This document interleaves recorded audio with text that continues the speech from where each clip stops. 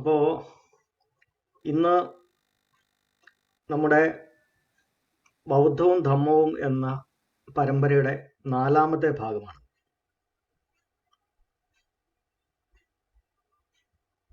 ഈ പരമ്പരയിൽ നമ്മൾ കുറെ കാര്യങ്ങൾ പറഞ്ഞത് മുഴുവൻ ബുദ്ധമതത്തിന്റെ അല്ലെങ്കിൽ ധമ്മത്തിന്റെ, ബുദ്ധൻ നമ്മളെ പഠിപ്പിച്ച ധമ്മത്തിന്റെ അതിന്റെ പ്രാരംഭ ഘട്ടങ്ങളെ പറ്റിയാണ് നമ്മൾ പറഞ്ഞു വന്നത്. അപ്പോൾ നമ്മൾ ആ കഴിഞ്ഞ് വന്നതിന്റെ ഒരു കണ്ടിന്യൂറ്റി ആയിട്ടാണ് ഈ 4ാമത്തെ സെഷനിൽ നമ്മൾ കാര്യങ്ങളെ മുമ്പോട്ട് കൊണ്ടുപോകുന്നത്. അപ്പൊ കഴിഞ്ഞ സെഷൻ നമ്മൾ നിർത്തുന്ന സമയത്ത് നമ്മൾ പറഞ്ഞുകൊണ്ടിരുന്നത് ശീലങ്ങളെ പറ്റി നമ്മൾ പറഞ്ഞു. ശീലങ്ങൾ എന്തുകൊണ്ടാണ് നമ്മുടെ മനസ്സിനെ നമ്മൾ നിരീക്ഷിക്കുന്ന ഒരു പ്രവൃത്തിയിലേക്ക് നമ്മൾ പോകുമ്പം അതിന് മുന്നോടിയായിട്ട് നമ്മുടെ ശീലങ്ങൾ അല്ലെങ്കിൽ നമ്മുടെ ഡിസിപ്ലിൻ എങ്ങനെ ആദ്യമേ റെഡി ആക്കണം. അപ്പോൾ ഇതിന്റെ നമ്മൾ നിരീക്ഷിക്കുന്ന ആ ഒരു പ്രവൃത്തിയുടെ നമ്മുടെ മനസ്സിനെ നമ്മുടെ ശരീരത്തെ നമ്മൾ നിരീക്ഷിക്കാനാണ് പോണത്. എന്തിനാ നിരീക്ഷിക്കുന്നത്? നമ്മുടെ മനസ്സിന്റെ പ്രവർത്തനം എങ്ങനെയാണ് നടക്കുന്നത്, എങ്ങനെയാണ് അതിനകത്ത് അസ്വസ്ഥത ഉണ്ടാകുന്നതെന്ന് പഠിക്കാനാണ്. അസ്വസ്ഥത ഉണ്ടാകുന്നത് എങ്ങനെയാണെന്ന് പഠിച്ചാലാണ് അതിനെ എങ്ങനെയാണ് തടയേണ്ടത്, അല്ലെങ്കിൽ അങ്ങനെ വരാതിരിക്കേണ്ടത്, അല്ലെങ്കിൽ അത് വന്നാൽ എങ്ങനെ അതിനെ മാനേജ് ചെയ്യണം എന്നുള്ളത് പഠിക്കണം എന്നുണ്ടെങ്കിൽ ഇതിന്റെ ആദ്യം ഇതിന്റെ മെക്കാനിസത്തിന്റെ പ്രവർത്തനം എങ്ങനെയാണെന്ന് അറിയണം. അപ്പൊ അതിനു വേണ്ടിയിട്ടാണ് നമ്മൾ നിരീക്ഷിക്കാൻ പോകുന്നത്. അപ്പൊ നിരീക്ഷിക്കാൻ പോകുമ്പോൾ അതിന് കുറച്ചൊരു ഏകാഗ്രത ആവശ്യമുണ്ട്. ആ ഏകാഗ്രത എന്ന് പറയുന്നത് നമ്മൾ കണ്ടിന്യൂസ് ആയിട്ട് നമ്മൾ നിരന്തരം നമ്മുടെ മനസ്സിനെ ശരീരത്തിനെ നമ്മൾ നിരന്തരം നിരീക്ഷിച്ചാൽ മാത്രമേ അതിന്റെ ആ ഒരു പ്രവർത്തനത്തിന്റെ സ്വഭാവം മനസ്സിലാകത്തുള്ളൂ, നമ്മുടെ സ്വഭാവം മനസ്സിലാകത്തുള്ളൂ, അല്ലെങ്കിൽ നമ്മുടെ പ്രകൃതം മനസ്സിലാകത്തുള്ളൂ. അപ്പൊ അതിന് വേണ്ടിയിട്ട് അതിനെ തടസ്സം വരുത്തുന്ന കാര്യങ്ങളൊക്കെ നമ്മൾ ആദ്യമേ മാറ്റി വെക്കണം. അതിന് വേണ്ടിയാണ് നമ്മൾ ശീലങ്ങൾ എന്ന് പറയുന്ന ആ കാര്യത്തെപ്പറ്റി നമ്മൾ കഴിഞ്ഞ ക്ലാസ്സിൽ പറഞ്ഞത്.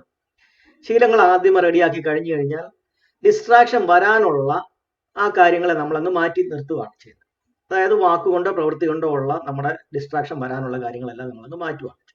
ഇനി നമ്മൾ മനസ്സിനാണ് നമ്മൾ ഇനി പഠിക്കാൻ പോകുന്നത്. മനസ്സിന്റെ അകത്ത് ചിലപ്പോൾ മനസ്സ് നമ്മുടെ പിടിയിലായിട്ടില്ല. കാര്യം നമുക്ക് മനസ്സിനെ എങ്ങനെയാണ് കൺട്രോൾ ചെയ്യുന്നത് നമ്മൾ അറിയത്തില്ല. പക്ഷേ വാക്കുകൊണ്ട് പ്രവൃത്തി കൊണ്ടുള്ള കാര്യങ്ങളെയൊക്കെ നമുക്ക് മാറ്റാൻ പറ്റുന്നതുകൊണ്ട് നമ്മൾ അതിനെ തൽക്കാലം എല്ലാം ഒന്ന് മാറ്റുകയാണ്. അങ്ങനെയാണ് പഞ്ചശീലങ്ങൾ നമ്മൾ ആദ്യമേ ശീലിക്കുന്നത്. അല്ലെങ്കിൽ അഷ്ടാംഗ മാർഗത്തിന്റെ ഭാഷയിലാണെങ്കിൽ ശരിയായ വാക്ക്, ശരിയായ പ്രവൃത്തി, ശരിയായ ജീവിതവൃത്തി, ഈ കാര്യങ്ങൾ നമ്മൾ ആദ്യമേ ചെയ്യുന്നു. അതിനുശേഷം നമ്മൾ അടുത്തത് നമ്മുടെ ശരീരത്തേക്ക് നമ്മുടെ അറ്റൻഷനെ, നമ്മുടെ ഫോക്കസിനെ നമ്മൾ തിരിച്ചു വെക്കുകയാണ്. അതിനുവേണ്ടി നമ്മൾ ശ്വാസത്തിനെ നമ്മൾ ആധാരമാക്കുക. അപ്പൊ ഈ ശ്വാസത്തെ നമ്മൾ ആധാരമാക്കുമ്പോൾ അത് നമ്മൾ ശരിക്കും പ്രാക്ടിക്കലായിട്ട് നമ്മൾ ചെയ്യേണ്ട ഒരു പരിപാടി അവിടെ തുടങ്ങുകയാണ്. നമ്മുടെ ഒരു പ്രാക്ടീസാണ് അവിടെ തുടങ്ങുന്നത്. അത് ബുദ്ധൻ പറഞ്ഞിരിക്കുന്നത് ആദ്യം നമ്മുടെ ഈ ഒരു മൂക്കിന്റെ ഈ ഒരു ഭാഗത്തായിരിക്കണം നമ്മുടെ അറ്റൻഷൻ നമ്മൾ ഫോക്കസ് ചെയ്യേണ്ടത്. ഈ ഒരു ത്രികോണ, അതായത് നമ്മുടെ മേൽചുണ്ടിന്റെ മുകൾവശം, നമ്മുടെ മൂക്ക്, ഈ ഒരു ത്രികോണ സ്ഥലത്താണ് നമ്മുടെ ഫോക്കസ് നമ്മൾ നിർത്തേണ്ടത്. ഇപ്പൊ നമ്മളിപ്പോ ഏതെങ്കിലും ഒരു എന്താ പറയുക, ഒരു ടെസ്റ്റ് നമ്മൾ ചെയ്യുമ്പോൾ, ലാബ് ടെസ്റ്റ് ചെയ്യുമ്പോൾ, അല്ലെങ്കിൽ ഒരു ബ്ലഡ് ടെസ്റ്റ് ചെയ്യുമ്പോൾ, ആ ബ്ലഡിന്റെ സാമ്പിൾ ആണെങ്കിലും നമ്മൾ എടുത്തു വെക്കുന്ന ആദ്യം നമ്മുടെ ഫോക്കസ് നമ്മൾ കറക്റ്റ് ആക്കണം. ഫോക്കസ് കറക്റ്റ് ആക്കി, മൈക്രോസ്കോപ്പിന്റെ ഫോക്കസ് കറക്റ്റ് ആക്കിയിട്ടാണ് പിന്നെ അതിനകത്ത് നോക്കുന്നത് എങ്ങനെയാണത്, അതിന്റെ കമ്പോണൻസ് എങ്ങനെയാണ്, അതിനകത്ത് പ്രശ്നങ്ങൾ എന്തൊക്കെയാണ് നോക്കുന്നത് എന്ന് പറയുന്നത് പോലെ നമ്മൾ ആദ്യം നമ്മുടെ ഫോക്കസ്, നമ്മളിവിടെ അറ്റൻഷൻ ഒന്ന് ഷാർപ്പാക്കി ക്ലിയർ ചെയ്യണം. എന്നിട്ട് അതിനെ ഒന്നുകൂടി ഷാർപ്പാക്കണം. അങ്ങനെ ഷാർപ്പ്, അതായത് നമ്മൾ ആദ്യമേ ശ്വാസത്തിന്റെ പ്രക്രിയയെ നമ്മൾ ഉള്ളിലേക്ക് പോകുന്ന ശ്വാസത്തിന്റെ സ്വഭാവം, അതിന്റെ സ്പീഡ്, പുറത്തേക്ക് വരുന്ന ശ്വാസത്തിന്റെ സ്പീഡ്, പിന്നെ അകത്തേക്ക് പോകുന്ന ശ്വാസത്തിന്റെ തണുപ്പ്, പുറത്തേക്ക് വരുന്ന ശ്വാസത്തിന്റെ ചൂട്, അകത്തേക്ക് ശ്വാസം എടുക്കുമ്പോഴും പുറത്തേക്ക് ശ്വാസം വിടുമ്പോഴും ഉണ്ടാകുന്ന ചെറിയൊരു ശബ്ദം. അപ്പൊ ശ്വാസത്തിന്റെ ആ പ്രക്രിയ, പിന്നെ ശ്വാസം ഇവിടെ വന്ന് നമ്മുടെ ശ്വാസം വിടുമ്പോൾ ഇവിടെ വന്ന് തട്ടും, ഈ ഒരു ഭാഗത്ത് സ്പർശിക്കും. അപ്പൊ ഈ ഒരു ഭാഗത്ത് ആ ശ്വാസത്തിന്റെ ആയിട്ടുള്ള പ്രക്രിയകളെല്ലാം നടന്നുകൊണ്ടിരിക്കുമ്പോൾ നമ്മൾ ആ പ്രക്രിയയെ ഒന്ന് നമ്മൾ സൂക്ഷ്മമായിട്ട് നമ്മളിങ്ങനെ വാച്ച് ചെയ്യും. അതിന്റെ പല എന്താ പറയുക, പല മാനങ്ങളിൽ, പല സ്ഥലങ്ങളിലേക്ക് നമ്മളിത് നോക്കും. അതായത് സ്പീഡ് നോക്കും, അത് എങ്ങനെയാണ് പോകുന്നത്, ഒരു മൂക്കിൽ കൂടെ ആണോ, അല്ലെങ്കിൽ 2 മൂക്കിൽ കൂടെ ആണോ, അല്ലെങ്കിൽ 2 മൂക്കിലൂടെ ശരിക്കും കയറി ഇറങ്ങുന്നുണ്ടോ. അത് കഴിഞ്ഞതിന് ശേഷം ഇടയ്ക്ക് ശ്വാസം എടുത്തതിന് ശേഷം ഇടയ്ക്ക് ഒരു പോസ് ഉണ്ട്, അത് കഴിഞ്ഞ് പിന്നെ തിരിച്ചു വിടുന്നു, അതിനുശേഷം ചെറിയൊരു പോസ് ഉണ്ട്, പിന്നെ ശ്വാസം എടുക്കുമ്പോൾ ഉണ്ടാകുന്ന തണുപ്പുണ്ട്, പുറത്തേക്ക് വിടുമ്പോൾ ഉണ്ടാകുന്ന ചൂടുണ്ട്, ശ്വാസത്തിന്റെ ശബ്ദമുണ്ട്, അതിവിടെ വന്ന് തട്ടുമ്പോൾ ഉണ്ടാകുന്ന സെൻസേഷൻ ഉണ്ട്, ശ്വാസം തിരിച്ച് വിടുമ്പോൾ ഇവിടെ ഉണ്ടാകുന്ന ആ ശ്വാസം തിരിച്ച് സ്പർശിക്കുന്ന ആ സ്പർശനമുണ്ട്. ഇങ്ങനെ എല്ലാ കാര്യങ്ങളെ പറ്റി നമ്മൾ ആദ്യം ഒന്ന് ഫോക്കസ് ചെയ്യും. ആ ഫോക്കസ് കുറച്ചുകൂടെ നമ്മൾ ഷാർപ്പാക്കി കൊണ്ടുവരണം എന്നാണ് ബുദ്ധൻ പറയുന്നത്. അതിന് നമ്മുടെ അവസാനം നമ്മൾ ഈ ഒരു ത്രികോണ ഏരിയയെ നമ്മൾ കുറച്ചും കൂടെ ചുരുക്കി കൊണ്ടുവന്ന് നമ്മുടെ ഈ ഒരു ഭാഗത്ത്, അതായത് നമ്മുടെ മേൽചുണ്ടിന് മുകളിലും ഈ മൂക്കിന്റെ താഴെയുമായിട്ടുള്ള ഈ ശ്വാസം വന്ന് ടച്ച് ചെയ്യുന്ന ആ ഭാഗത്തേക്ക് നമ്മുടെ അറ്റൻഷനെ ഷാർപ്പാക്കണം. കാരണം ഈ ഷാർപ്പാക്കിയാൽ മാത്രമേ നമുക്ക് ഉള്ളിലേക്ക് ശരിക്കും കൃത്യമായിട്ട് പെനിട്രേറ്റ് ചെയ്ത് നമുക്ക് കാണാൻ പറ്റും. നമ്മുടെ ഉള്ളിലെ നമ്മുടെ ചെറിയ വേരിയേഷൻസ്, ശരീരത്തിനകത്ത് നടക്കുന്ന ചെറിയ വേരിയേഷൻസ് നമ്മൾ അറിയണമെന്നുണ്ടെങ്കിൽ ഷാർപ്പാക്കണം. അപ്പൊ അതിനാണ് നാസിക അഗ്രേ എന്നാണ് പാലി ഭാഷ, നാസിക അഗ്രേ അല്ലെങ്കിൽ നാസികത്തിന്റെ അഗ്രത്തിൽ, നാസിക അഗ്രേ എന്നാണ് അതിന്റെ അദ്ദേഹം പറയണത്. അതിനൊരു ഒരു വിശുദ്ധി മാർഗ എന്ന് പറയുന്ന ഒരു ബുക്കിനകത്ത് അതിനെപ്പറ്റി ആ പാസേജ് പറയുന്നുണ്ട്. അതായത് അത് മലയാളത്തിന്റെ പാലി ഭാഷയിൽ ഇതാണ്, ഞാൻ ജസ്റ്റ് ഒന്ന് വായിക്കാം. അത് ആനപാന സതി ഭാവേതു കാമോ നിസംശയം വാമനാസികഗ്ഗേ വാ ദക്ഷിണനാസികഗ്ഗേ വാ വാതോപവിശതി വാ നിക്കമ്മതി വാ തത്തപഠാപേത്വ ചിത്തം ഉപഠാപേതബ്ബം എന്നാണ് അത് വാക്യം. അതായത് രണ്ട് സ്ഥലത്ത് ആ നാസികാഗ്ഗ എന്നുള്ള പറയുന്നുണ്ട്. അതായത് ആരെങ്കിലും ഇതുപോലെ ഈ ബ്രീത്തിങ്ങിന്റെ കാര്യത്തിൽ ഫോക്കസ് ചെയ്യാനായിട്ട് അല്ലെങ്കിൽ ആനപാനസതി ഉപയോഗിക്കാനായിട്ട് ശ്രമിക്കുന്നവരാരാണോ അവർ ആ ബ്രീത്ത് ടച്ച് ചെയ്യുന്ന സ്പോട്ട് കൃത്യമായിട്ട് അവർ ഫോക്കസ് ചെയ്യണം. അത് നാസികയുടെ അഗ്രത്തിലായിരിക്കണം എന്ന് പറയുന്നുണ്ട്. അപ്പൊ നമുക്ക് ഈ ശ്വാസം എന്ന് പറയുന്ന ആ ഒരു പ്രക്രിയയെ നമുക്ക് പെട്ടെന്ന് തന്നെ നമ്മുടെ ഈ പറയുന്ന അനാവശ്യ ചിന്തകളിൽ നിന്ന് വലിച്ച് പുറത്തു നിന്നുള്ള അറ്റൻഷനെ വലിച്ച് നമ്മുടെ ഉള്ളിലേക്ക് കൊണ്ടുവരാൻ നമ്മൾ അതിനെ ആധാരമാക്കുമ്പോൾ തന്നെ അതിനെ കൂടുതൽ ഫോക്കസിലേക്ക് നമ്മൾ എത്തിക്കുകയും വേണം. അപ്പൊ നമ്മൾ ആദ്യം ഇതിനു വേണ്ടി പ്രാക്ടീസ് ചെയ്യാനിരിക്കുമ്പോൾ നമ്മൾ ആദ്യമേ നമ്മുടെ ശരീരം നിവർന്നു തന്നെ ഇരിക്കണം. നമ്മൾ നേരെ നിവർന്നു തന്നെ ഇരിക്കണം. അതായത് നമ്മൾ ചെരിഞ്ഞോ ചാഞ്ഞോ കിടന്നൊക്കെ ഇരിക്കുമ്പോൾ നമുക്ക് കൂടുതലും ഉറങ്ങിപ്പോവാനുള്ള ഒരു സാധ്യതയുണ്ട്. ഞാൻ ആദ്യം 5 നിയന്ത്രണങ്ങളെ പറ്റി പറഞ്ഞു. ഡ്രൗസിനെസ് എന്ന് പറയുന്നത്, അതായത് നമുക്കൊരു മയക്കം വരാനുള്ള സാധ്യതയുണ്ട്. അപ്പൊ ഇത് ആ ഒരു നിരീക്ഷണത്തിന്റെ പ്രക്രിയയെ അത് തടസ്സപ്പെടുത്തും. അപ്പൊ അതുകൊണ്ട് അത് വരാതിരിക്കാൻ വേണ്ടിയിട്ട് നമ്മൾ നേരെ തന്നെ നമ്മുടെ നട്ടെല്ല് നേർന്ന് തന്നെ ഇരിക്കാനായിട്ട് പറയും. അതുപോലെ തന്നെ നമ്മുടെ ചുമല്, നമ്മുടെ ശരീരത്തിൽ ബാക്കിയുള്ള എല്ലായിടത്തും ഉള്ള ആ പിടുത്തവും ബലം പിടുത്തവും എല്ലാം മാറ്റിയിട്ട് നമ്മൾ റിലാക്സ്ഡ് ആയിട്ടാണ് നമ്മൾ ഇരിക്കേണ്ടത്. എന്നിട്ടാണ് നമ്മുടെ കണ്ണ് ബലമായിട്ട് പിടിച്ചടക്കേണ്ട, സ്വാഭാവികമായ രീതിയിൽ ഒന്ന് അടഞ്ഞാൽ മതി. ഇതിന് ശേഷം നമ്മുടെ ശ്വാസത്തിലാണ് നമ്മൾ ഫോക്കസ് ചെയ്യേണ്ടത്. അപ്പൊ അങ്ങനെ നമ്മൾ ഫോക്കസ് ചെയ്യുമ്പോൾ ഞാൻ ആദ്യം പറഞ്ഞ പോലെ 5 തടസ്സ കാര്യങ്ങൾ സംഭവിക്കാൻ സാധ്യതയുണ്ട്. ഈ ഫോക്കസിങ് നമ്മൾ ചെയ്യുന്നതിനെ തടസ്സപ്പെടുത്തുന്ന 5 സ്വഭാവങ്ങൾ വരാൻ സാധ്യതയുണ്ട്. അത് മനസ്സിന്റെ ഒരു സ്വഭാവമാണ്. അതായത് മനസ്സങ്ങനെ ശീലിച്ചിരിക്കുന്നത്. അതാണ് ഞാൻ ആദ്യം പറഞ്ഞത്. എന്തിനോടെങ്കിലും ഒരു ഇഷ്ടം തോന്നാം, അപ്പോൾ നമ്മുടെ മനസ്സ് അതിനകത്തോട്ട് പോകാം. ഏതെങ്കിലും ഒരു ചിന്ത വരാം, അതിലേക്ക് പോകാം. ഏതെങ്കിലും ഒരു കാര്യം നമ്മൾ കേൾക്കുകയോ അറിയുകയോ കാണുകയോ ചെയ്യുക, അതിലേക്ക് നമ്മുടെ ശ്രദ്ധ പോകാം. അതുപോലെ തന്നെ ചിലതിനോട് നമുക്ക് ഇഷ്ടക്കേട് തോന്നാം, അപ്പോഴും നമുക്ക് മനസ്സിന്റെ ഇറിറ്റേഷൻ വരാം. അപ്പോൾ നമ്മുടെ മനസ്സ് ആ ഫോക്കസിൽ നിന്ന് മാറിപ്പോവാം. പിന്നെ എന്തെങ്കിലും ഡിസ്ട്രാക്ട് ചെയ്യാം, പെട്ടെന്നൊരു ശബ്ദം കേൾക്കുകയോ പെട്ടെന്ന് എന്തെങ്കിലും ഒരു ബഹളം വരികയോ അല്ലെങ്കിൽ എന്തെങ്കിലും ഒരു കാര്യത്തിൽ പെട്ടെന്ന് നമുക്ക് ഡിസ്ട്രാക്ഷൻ വരുന്ന എന്തെങ്കിലും കാര്യങ്ങൾ സംഭവിക്കാം. പിന്നെ ഡൗട്ട് തോന്നാം ഇതിനെപ്പറ്റി. ആ ഡൗട്ട് തോന്നുമ്പോൾ നമ്മുടെ ശ്രദ്ധ ഇതിനകത്ത് നിൽക്കത്തില്ല. പിന്നെ ഡ്രൗസിനെസ് അല്ലെങ്കിൽ മയക്കം, നമുക്ക് ഉറക്കം തോന്നുക, ഇങ്ങനത്തെ കാര്യങ്ങൾ വരുമ്പോഴത്തേക്ക് നമ്മുടെ ഈ 5 കാര്യങ്ങൾ നമ്മൾ ഓർത്തിരിക്കുക. അത് വരുമ്പോൾ തന്നെ നമ്മൾ എന്താ ചെയ്യേണ്ടതെന്ന് പറഞ്ഞാൽ ഒന്നുകൂടെ ശ്വാസത്തിലേക്ക് തന്നെ നമ്മൾ തിരിച്ചു പോവുക എന്നുള്ളതാണ് നമ്മൾ ചെയ്യേണ്ടത്. അപ്പോൾ നമ്മുടെ ചിന്തകൾ ഇങ്ങനെ പലയിടത്തായിട്ട് പരക്കം പായെന്ന് നമുക്ക് കാണാൻ പറ്റും. അപ്പോഴും ചിലതൊക്കെ നമ്മളെ കൊണ്ട് വലിച്ചങ്ങ് പോകും. അതിനകത്ത് പോയി പെട്ടതിന് ശേഷമായിരിക്കും നമ്മളെ തിരിച്ചറിയുന്നു, അയ്യോ ഞാൻ ഒരു ചിന്തയിലകത്ത് പെട്ടു പോയല്ലോ. അപ്പോഴും നമ്മൾ ഇറിറ്റേറ്റ് ചെയ്യണ്ട. ഇറിറ്റേഷൻ വന്നു കഴിഞ്ഞാൽ പിന്നെ മനസ്സ് ഈ കോൺഷ്യസ് ആക്ടിവിറ്റിക്കകത്ത് പിന്നെയും കിടന്ന് മല്ലിടും. അത് വരാതിരിക്കാൻ വേണ്ടി നമ്മൾ പിന്നെ നമ്മുടെ മനസ്സിനെ, നമ്മുടെ അറ്റൻഷൻ ഇതിലേക്ക് ഫോക്കസ് കൊണ്ടുവരിക. ഇതിന്റെയൊക്കെ പ്രധാന ഉദ്ദേശം എന്ന് പറയുന്നത്, നമ്മുടെ ഈ കോൺഷ്യസ് മൈൻഡ് എന്ന് പറയുന്നത് നമ്മുടെ ഈ 5 ഇന്ദ്രിയങ്ങളും നമ്മുടെ പുറത്തേക്കുള്ള കാര്യങ്ങളും നമ്മുടെ പുറത്ത് നടക്കുന്ന കാര്യങ്ങളും ഒക്കെ ആയിട്ട് നമ്മുടെ മനസ്സ് ഇടപെട്ടുകൊണ്ടിരിക്കുന്ന ഒരു മനസ്സാണ് ഈ കോൺഷ്യസ് മൈൻഡ് എന്ന് പറയുന്നത്. അതിനകത്ത് ചിന്തകൾ വരും, 5 ഇന്ദ്രിയങ്ങൾ തമ്മിലുള്ള കാര്യങ്ങളെല്ലാം വരും.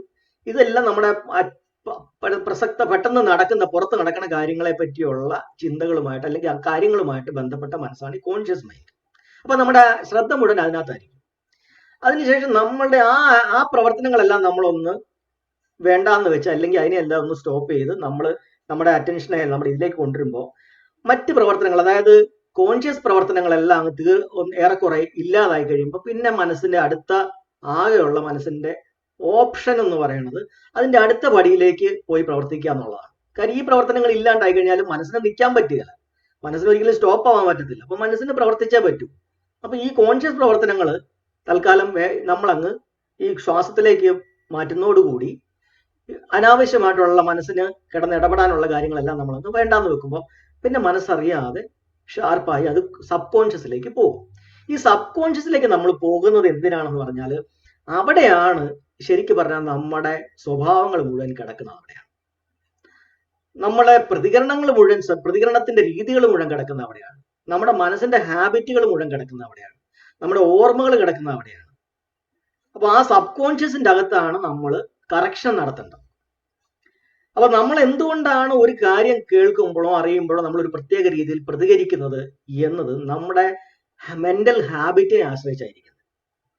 മനസ്സിന്റെ ഹാബിറ്റാണ് അപ്പൊ പ്രകടമാകുന്നത്. ഇപ്പൊ ഒരാൾ നമ്മളെ ഒരു ഇരട്ടപ്പേര് വിളിക്കുക, ആ വിളിക്കുന്ന മൊമെന്റിൽ തന്നെ ചിലപ്പോൾ നമുക്ക് അപ്പൊ തന്നെ ദേഷ്യം വരും. അപ്പൊ അത് എന്തുകൊണ്ടാന്ന് പറഞ്ഞാൽ നമ്മള് അജിത് സാറേ, ആ സാറേ ഈ നട്ടെല്ല് നിവർന്നിരിക്കാൻ പറഞ്ഞല്ലോ. അപ്പൊ അതിന്റെ ഒരു ശാസ്ത്രീയത എന്താണ് അതിന്റെ? അതായത് നമ്മൾ പ്രത്യേക രീതിയിൽ ഇരിക്കുമ്പോ നമ്മൾ ഉറങ്ങിപ്പോകാനുള്ള സാധ്യത കൂടുതലാണ്. അപ്പൊ അതുകൊണ്ടാണ് നമ്മൾ നേരെ തന്നെ ഇറക്കാണ്ടിരിക്കാൻ പറയുന്നത്. അങ്ങനെ ഇരിക്കാൻ പറ്റാത്തവരാണെങ്കിൽ അറ്റ്ലീസ്റ്റ് സൗകര്യപ്രദമായ മറ്റൊരു ഏതെങ്കിലും ഒരു പോസ്റ്ററിൽ ഇരിക്കുക. പക്ഷെ ഉറക്കം വന്ന് വീണ് കഴിഞ്ഞാൽ നമ്മുടെ ഈ ഫോക്കസ് അങ്ങ് പോകും, നമ്മുടെ നിരീക്ഷണം നഷ്ടപ്പെടും. ആ നിരീക്ഷണം വരാതിരിക്കുക, അങ്ങനെ അത് നഷ്ടപ്പെടാതിരിക്കാൻ വേണ്ടിയിട്ടാണ് നമ്മൾ നേരെ ഇരിക്കാൻ പറയുന്നത്. മൈക്ക് നോക്കി. അപ്പോ അങ്ങനെ നമ്മൾ ആ നിരീക്ഷണം നമുക്ക് ഉള്ളിലേക്ക് നമ്മൾ ചെയ്യുമ്പോൾ മറ്റൊരു കാര്യം ശ്രദ്ധിക്കേണ്ട ഒരു കാര്യം എന്ന് പറഞ്ഞു കഴിഞ്ഞാൽ നമ്മുടെ ഈ സബ് കോൺഷ്യസ് മൈൻഡിന് പുറം ലോകവുമായിട്ട് ബന്ധമില്ല. സബ് കോൺഷ്യസ് മൈൻഡ് ഇടപെടുന്നത് മുഴുവൻ ശരീരത്തുണ്ടാവുന്ന ഫീലിങ്സുമായിട്ടാണ് ബന്ധപ്പെടുന്നത്. നമ്മുടെ ഇന്ദ്രിയങ്ങൾക്ക് നമുക്ക് പുറത്തേക്ക് ബന്ധമുണ്ട്. നമുക്ക് ചിന്തിക്കാൻ വേണമെങ്കിൽ പുറത്തെ കാര്യങ്ങളെല്ലാം നമ്മുടെ ചിന്തയ്ക്ക് നമുക്ക് ചിന്തിക്കാം. പക്ഷെ സബ് കോൺഷ്യസ് മൈൻഡിന് പുറം ലോകവുമായിട്ട് ബന്ധമില്ല. അത് ഇടപെട്ടുകൊണ്ടിരിക്കുന്നത് ശരീരത്തുണ്ടാവുന്ന സെൻസേഷനെ ആശ്രയിച്ചാണ്. അപ്പൊ അതുകൊണ്ട് ആ സെൻസേഷനോടാണ് ആ സബ് കോൺഷ്യസ് മൈൻഡ് പ്രതികരിക്കുന്നത്. ഇപ്പൊ ഉദാഹരണം പറഞ്ഞാൽ, ഞാൻ നേരത്തെ പറഞ്ഞ ഉദാഹരണത്തിന് ഒരാളെ ഒരു ഇരട്ടപ്പേര് വിളിക്കുന്നു, അല്ലെങ്കിൽ ഒരു കളിയാക്കിയ ഒരു പേര് വിളിക്കുന്നു. ആ പേര് വിളിക്കുന്ന ഉടനെ തന്നെ അത് കേൾക്കുന്ന മാത്രമല്ല, ഇയാളുടെ ശരീരത്തിൽ ഒരു സംവേദന, ഒരു ഫീലിംഗ് ഉണ്ടാവുന്നുണ്ട്. ഒരു ഇഷ്ടപ്പെടാത്ത ഒരു ഇറിറ്റേഷന്റെ ഒരു ഫീലിംഗ് ഉണ്ടാവുന്നുണ്ട്. ആ ഫീലിംഗ് വരുമ്പോ അയാള് പഠിച്ചു വെച്ചിരിക്കുന്ന അയാളുടെ മെന്റൽ ഹാബിറ്റ് ആണ് ഇതിനോട് ഇങ്ങനെ ദേഷ്യത്തോടെ പ്രതികരിക്കണം, ഇഷ്ടമില്ലായ്മയോടെ, അവേർഷനോടെ പ്രതികരിക്കണം എന്നുള്ളത് ഇയാളുടെ മനസ്സിന്റെ ശീലമാണ്.